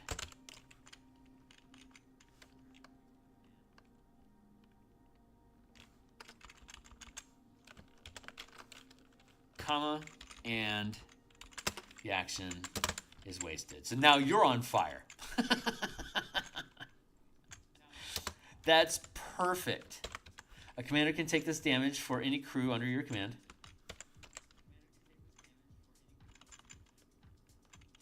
And the action is wasted. So yeah, less than, actually 10 should be 1, 15 should be 2, 20 should be 3, 25 should be 4, 30 should be 5 cap. And I can do that just by rearranging this text to push this for example part over here to make that go lines here. While this is going down this way, I can just do this bend here mid-paragraph. And that would allow me to make this the same paragraph as this, filling this gap here, making that easier to add in this extra line of space. I had a line extra anyway. This is working out. So yeah, that all still jives. I just need to expand the table. DC and squares. 10, 1, 15, 2, 23, 25, 4, 35. There. And now noticing fires. We'll put the last thing first, I guess. When it's a burning, whether it's a burning smell, orange light flickering in the cabin window, or hot air wafting from below deck, the likelihood of noticing a fire increases as it grows.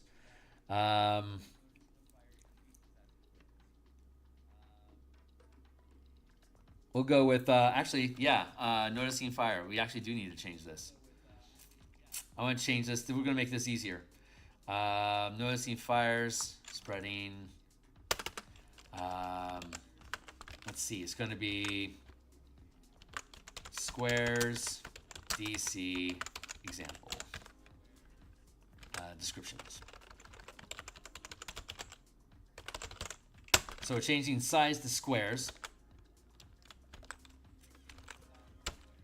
1 plus 4, 9, 16.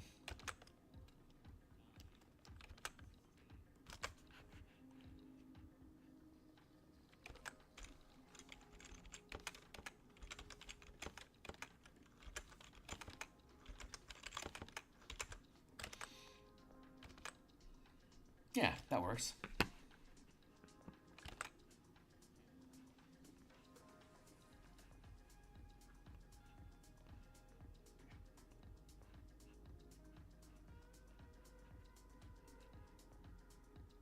I'll have to shift the DC. I'll have to shift this table over, which might potentially add a line of space. But that's okay because the table is actually short, so I can just I can expand its width. Yeah, this is gonna work.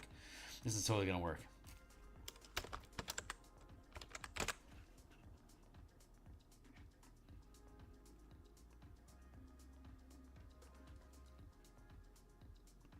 Grab these.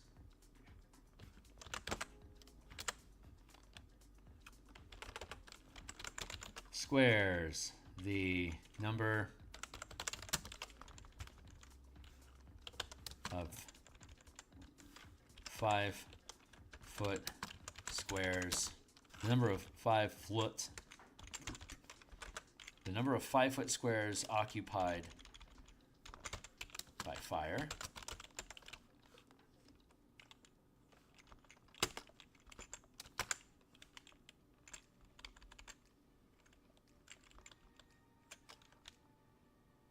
And I don't need to have. And then DC, the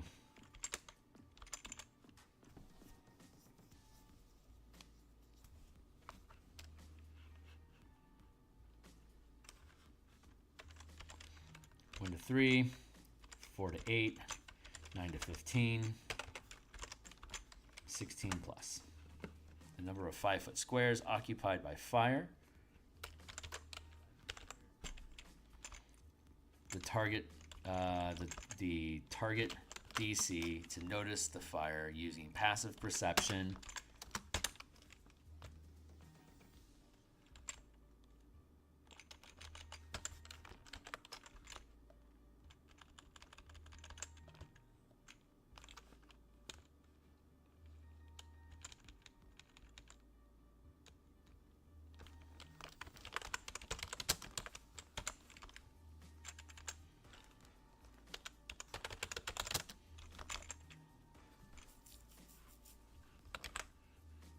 Yeah, that works. And hey, we did it. We finished fire. That's all gonna work. I'm gonna take care of all. I'm not gonna bore you guys with me fucking around with editing my book. It is painstaking and boring labor. But we are done with that. So now we get to move on to smoke. So the smoke from a fire risks fouling an air envelope. If the amount of fire damage taken by a ship is equal to or more than half the ship's maximum hit points, the air turns foul. If a ship is reduced to 0 hit points while on fire, the air turns deadly.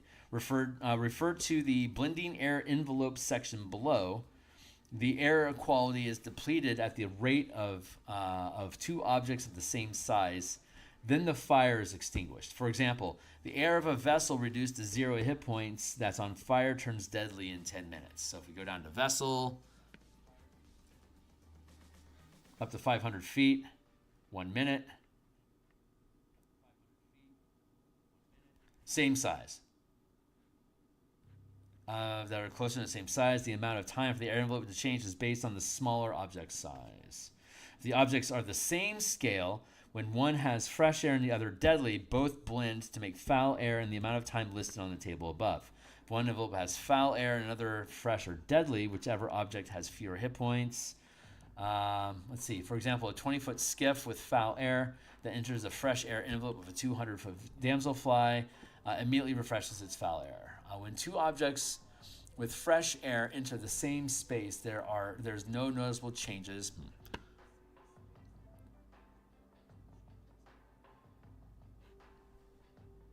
Blending air envelopes. Thank you.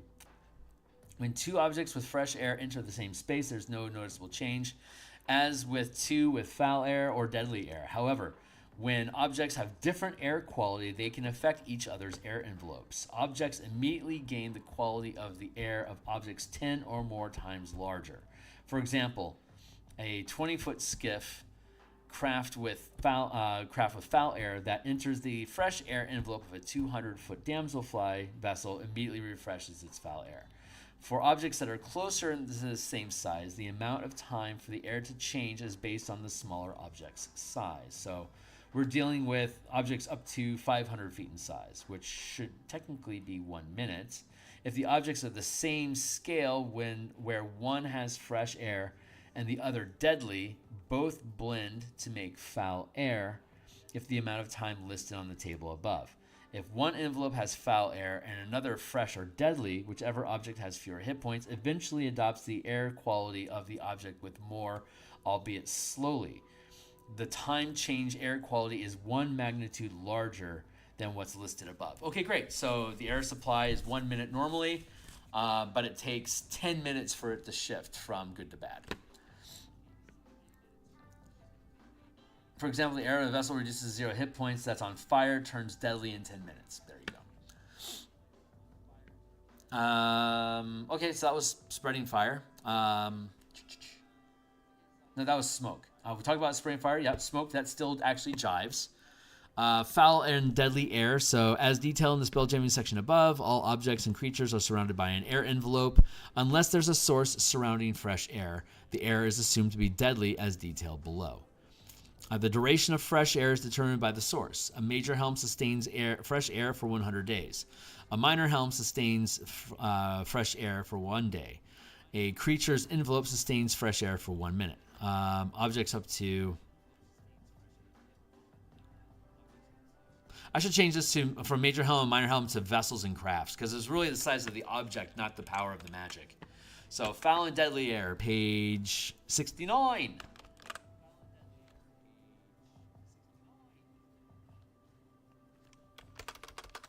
Page 69R.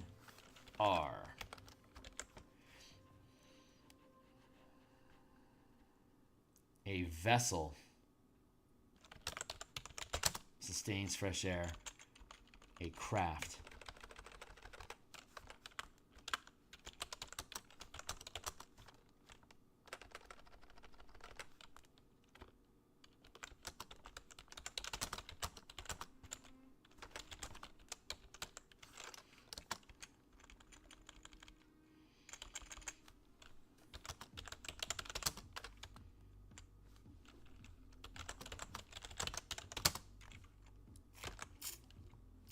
That's the way to do it.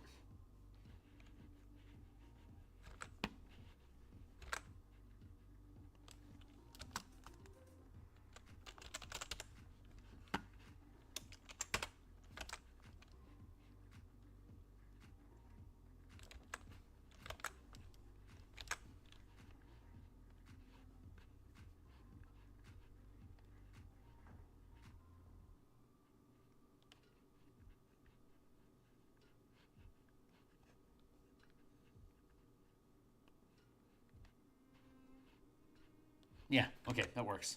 It should fit. A ship's air envelope provides enough breathable air for 1 medium creature or 1 small creature per 5 feet of length.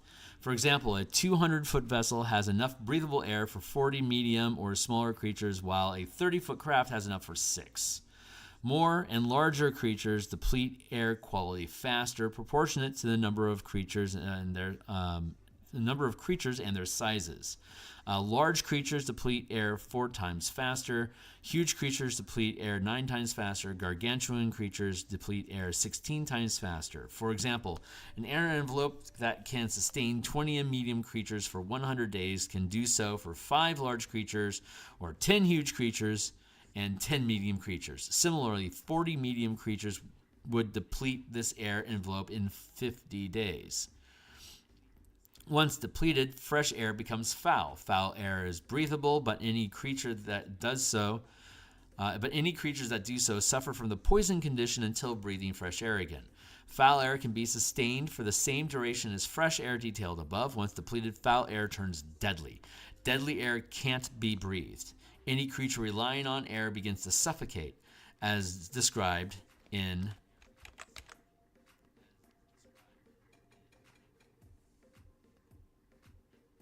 second.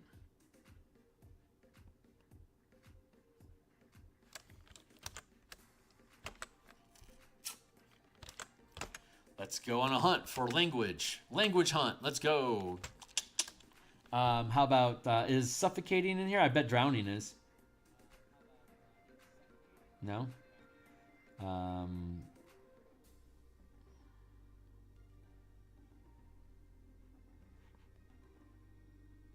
Suffocation. How about that? A creature can hold its breath for a number of minutes equal to 1 plus its constitution modifier before suffocation begins. When a creature runs out of breath or is choking, it gains 1 exhaustion levels at the end of each of its turns. When a creature can breathe again, it removes all levels of exhaustion it gains from suffocating. As detailed.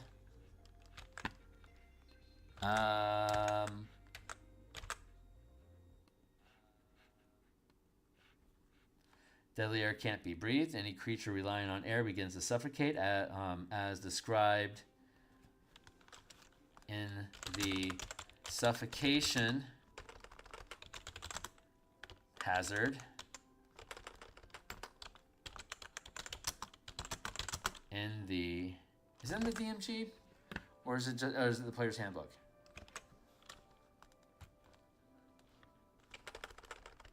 As detailed in the player's handbook. I don't know where in the player's handbook it is. I don't own the book. Spreading fires. Yeah, that worked. Found deadly air.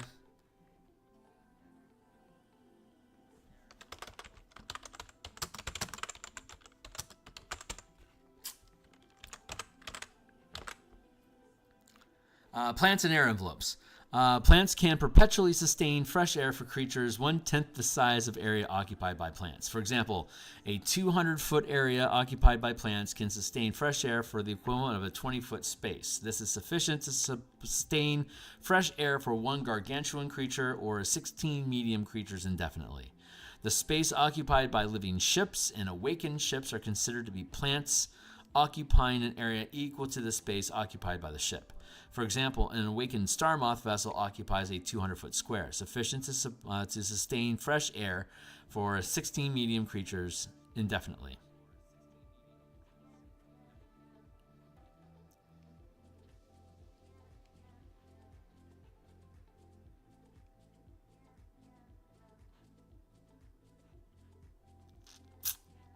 $20-foot space, 4x4. Right. That math works. Okay. Hey, we did it. We completed that. So let's look at blending air. We just looked at blending air envelopes, and that worked just fine as written, so no changes needed. Infestation. Space barnacles, jammer leeches, rodents, and bug infestations threaten food stores and the lifestyle of a vessel. Once discovered, a group task is required to end the infestation, taking a number of days equal to the size of the ship. For example, a damselfly ship occupying a 2x2 space requires 2 days to complete the task. Type of infestation. Roll 1d10. That's only 100 feet worth of ship, but yeah, they could be all throughout the... You gotta get them out of the woodwork, like literally out of the woodwork. Roll d10 on the table below or choose the type of infestation. Airborne spores, biting bedbugs, flying insects, whole barnacles, hungry rodents, jammer leeches, luminous molds, ooze colonies, septic waste, slimy fungus, infestations. Page 70.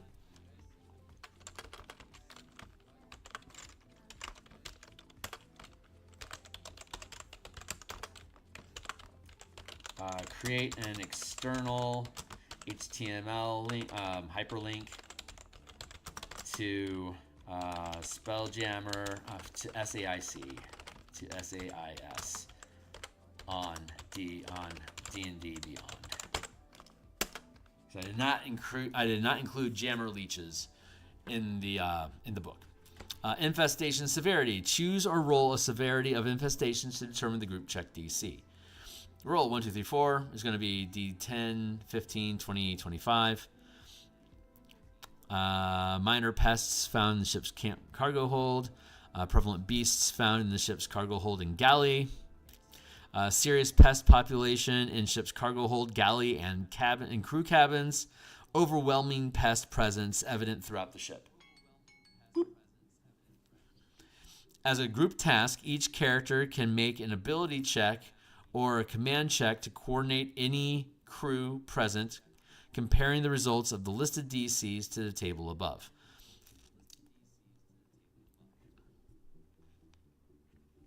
Ability checks. Characters can roll any ability check against the infestation DC as listed above during the group task when contributing to purging the infestation. Below are a few examples of unusual abilities and skill combinations to fight the infestation. I could technically have moved ability checks down to this page and then gotten rid of this this coin image. But this felt better.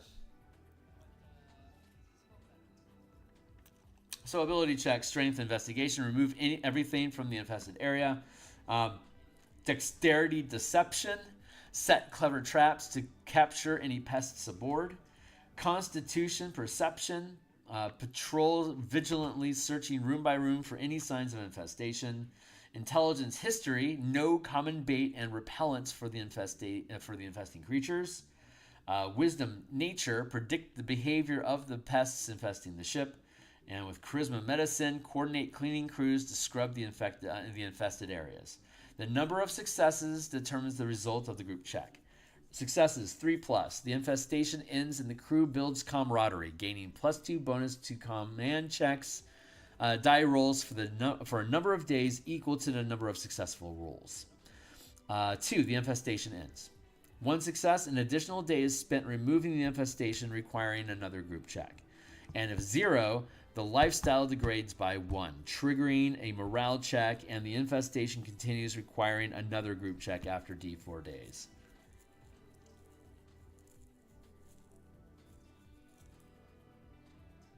I'm going to change the page 70. I'm going to just change that to just success.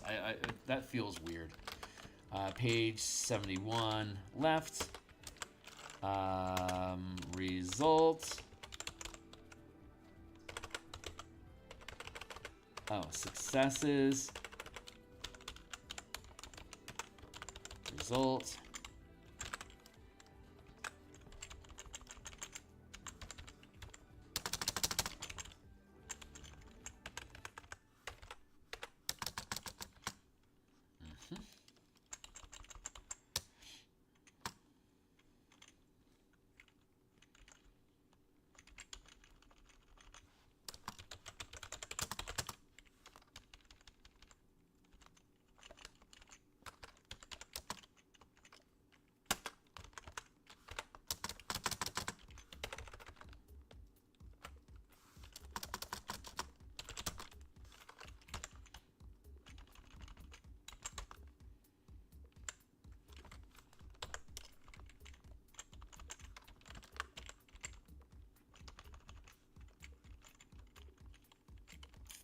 An additional day is required to remove the infestation.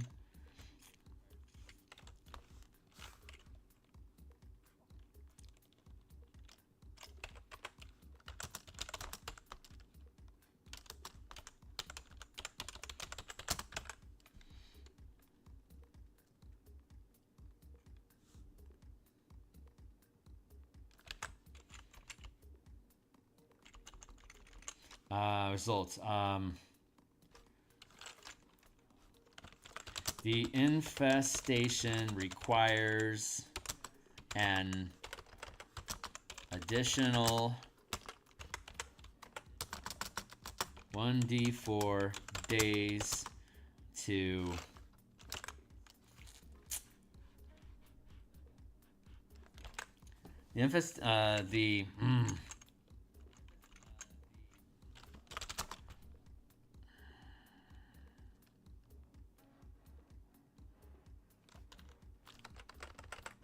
an additional 1d4 days are required to end the infestation, but is successful.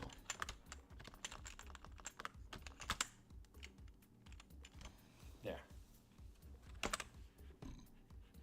Lifestyle degrades by 1, triggering a morale check, and the infestation continues, requiring another group check after 1d4 days.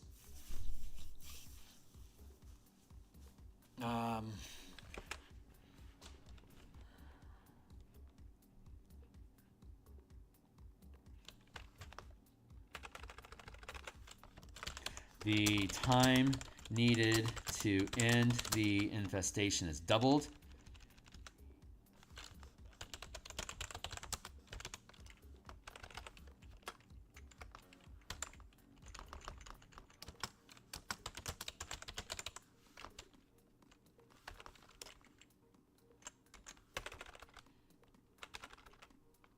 But that feels good.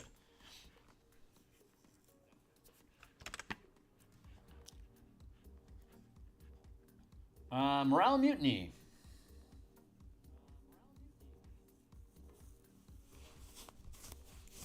Triggering a morale check as detailed below. Copy that. Copy that. 0. Nope.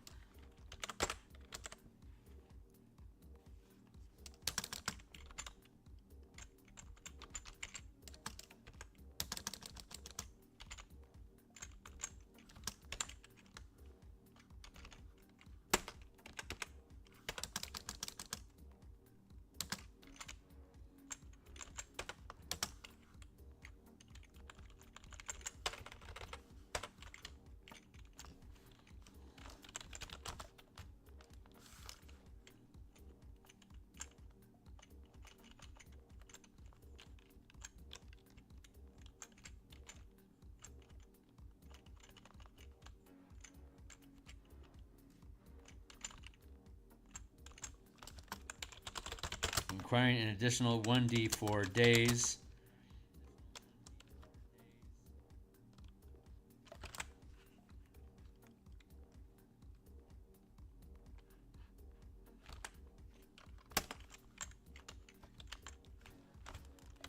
before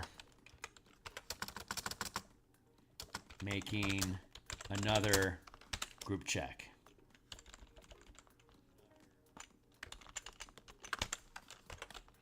Period.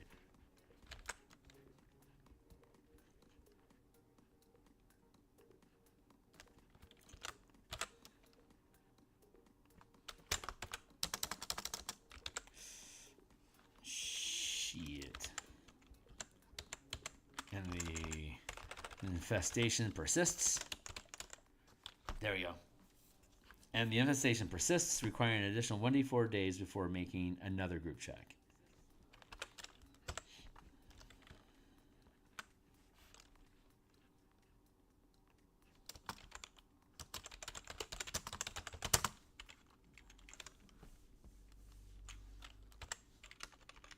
And the infestation persists. The infestation requires an additional 1d4 days before making another group. Before making another group check. Fuck yeah. It actually fits. That's awesome. Okay, we're doing great. Yeah, and now morale and mutiny. When the lifestyle aboard When the lifestyle aboard a ship degrades or crew are lost, such as during combat or in a fire, a group task is required to maintain morale, taking a number of hours equal to the number of characters participating in the group check. As a group task, each character can make an ability check against DC 20 minus the current rank of the crew. Below are a few examples of unusual ability and skill combinations to improve morale. Strength, medicine. Lead crew exercises to burn off extra stress. Dexterity, persuasion. Compete in darts, shuffleboard, and other games to vent frustrations and build camaraderie. Constitution, intimidation, breath holding, staring contests, and other endurance competitions to alleviate the boredom of wild space. Intelligence acrobats, sharing puzzles, riddles, and other mental challenges to promote problem solving during a crisis. Wisdom, cooks utensils, everything seems better after a good meal. Charisma, insight, identify conflicts among crew members and invite them to air grievances. The number of successes determines the result of the group check. So if I have 3 or more successes, the crew builds camaraderie, gaining a +2 bonus to command die rolls for the next 24 hours. If I roll 2, the crew morale holds. If I roll 1, the crew rank is reduced by 1 for the next 24 hours. If a crew is already performing first rank, the crew mutinies. And then 0, which is as 1 success above, plus the crew mutinies.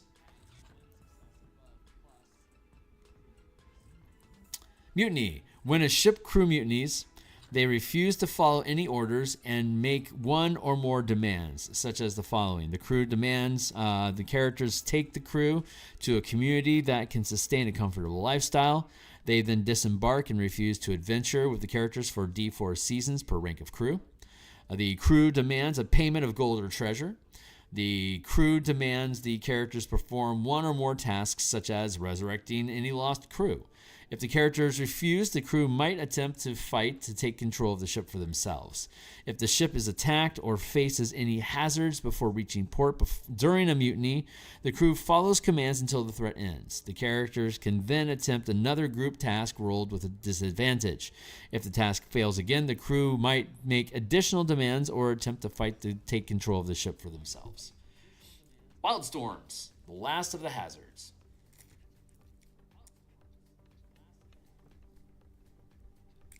Stray atmosphere and pockets of elemental air, ash, and smoke can envelop a traveling ship, posing harm to ships and their crew. These storms can be encountered in both wild space and the astral sea. Storm size. Roll or choose the storm size from the table below. D4. D6 plus 1 times 10,000 miles. D8 plus 2 times 100,000 miles. D10 plus 3 times 1,000,000 miles. D12 plus 4 times 10 million miles.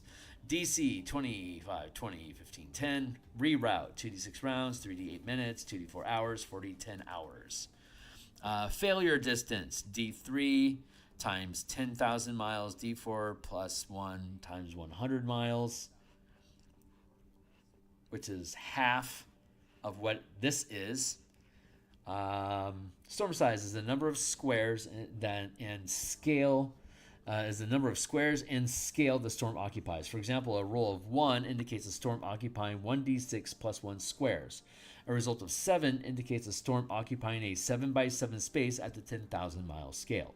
DC is the detection or wisdom perception check to detect or notice the storm before the ship enters the space occupied by the storm.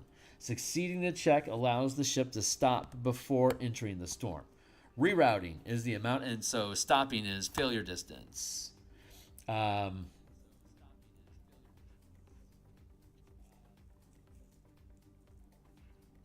distance, right. Is the distance traveled into the storm after failing the check to detect or notice it.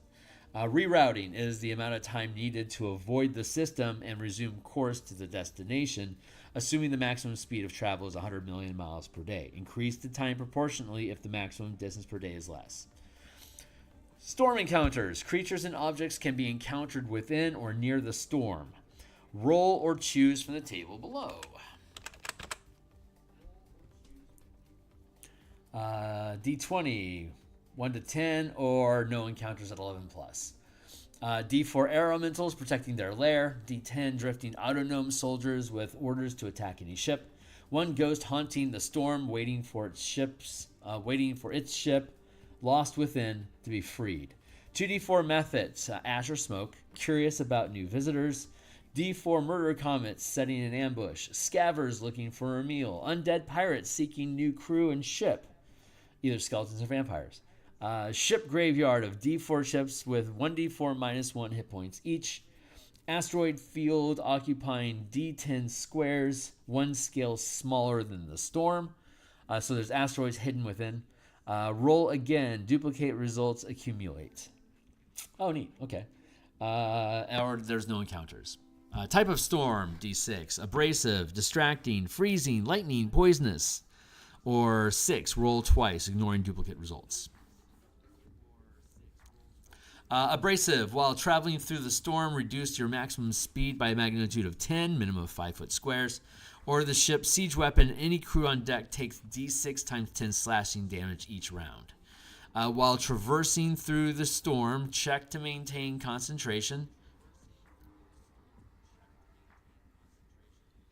While traversing through the storm, check to maintain concentration and focus are made with disadvantage in the astral sea. Add 1d6 days to the travel time to reach the destination. Freezing, while traversing through or rerouting to avoid the storm. Piloting and attack rolls are made with disadvantage. While traversing through or rerouting to avoid the storm, piloting and attack rolls are made with disadvantage.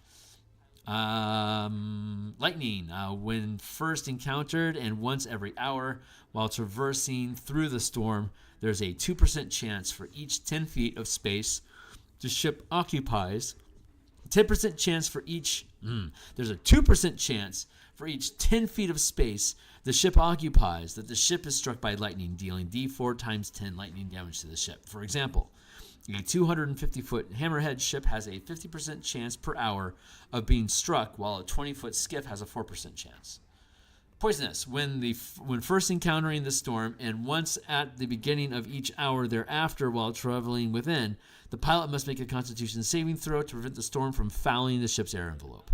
If the ship's air is already foul, the storm has no effect, and a ship with deadly air automatically improves the quality to foul. Storm scale. 10,000 miles, 100,000 miles, 100 million miles, 10 million miles.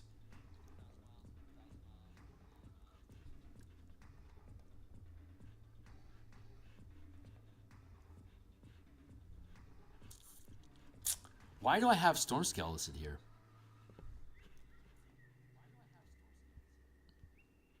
Oh, that's the DC.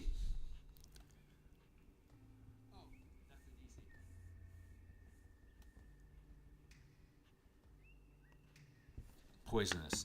This is page 72.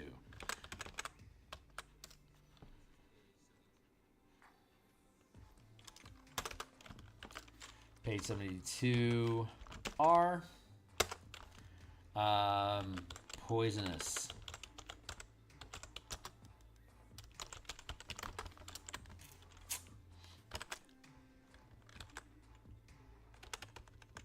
Air envelope.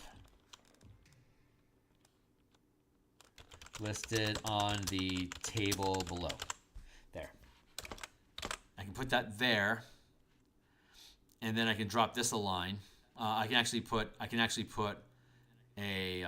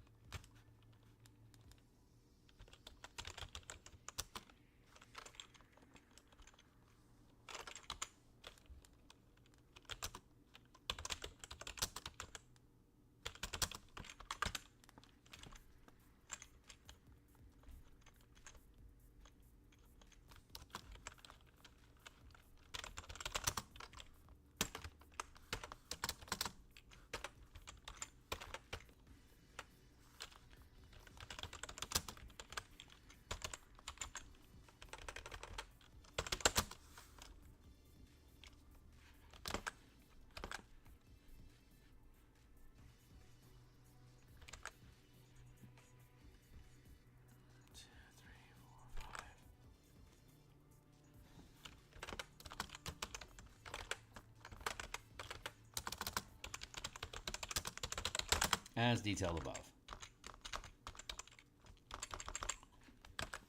Hey, we did it. Okay, so these are all the revisions that I need to make to this section. And look at that, we just hit 8:20. Perfect timing. So that's the chapter of hazards. I think I'm going to come back on Thursday. I think I'm just going to look through the Creatures Menagerie just for shits and giggles with you guys, just to see if there's anything laying around here that's problematic. I don't have any issue. I already know the random system generator is fine as listed. And I know that the Lazaraxis adventure is fine already because I checked those both off screen because I didn't expect them to be valuable on channel here. So we're going to go through the Creatures Menagerie on Thursday. I don't anticipate any changes, but there might be some languages to like grapple language or something that could change. So we're going to spend a little bit of time looking at the Menagerie. And if we have time afterwards, we'll go in and just play with the random system generator a little bit just to see how that works. And then we'll be done. And then I'll be able to take some time probably this weekend to get all this compiled and added to the PDF update for 2025, and then I'll update it when it's done. So, but yeah, we got a bit of work to do, but it should all work. It should all fit.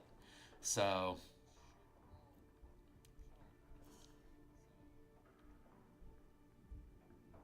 4, 5, 6, 7. It's mostly done. I just got to drop it in and make sure I don't fuck anything up. Woo, dilly. All right. Well, hey, that's it for today. I'm going to go ahead and cut out of here and probably spend some more time working on Eberron stuff off screen. And I'll be back tomorrow morning to continue working on Eberron illustrations for the book. Yeah. That's it. So if you think this stuff is cool, I'd love to have you on board. Like and subscribe. I'm trying to get to 1,000 subscribers. This slow editing, grind, design work isn't very popular. So if it does resonate with you, you think it's fun, or you just like to chill, I'd love to keep you around. So thanks a lot for hanging out with me, guys. I really appreciate y'all. And I'll see you on the other side. Thanks a lot.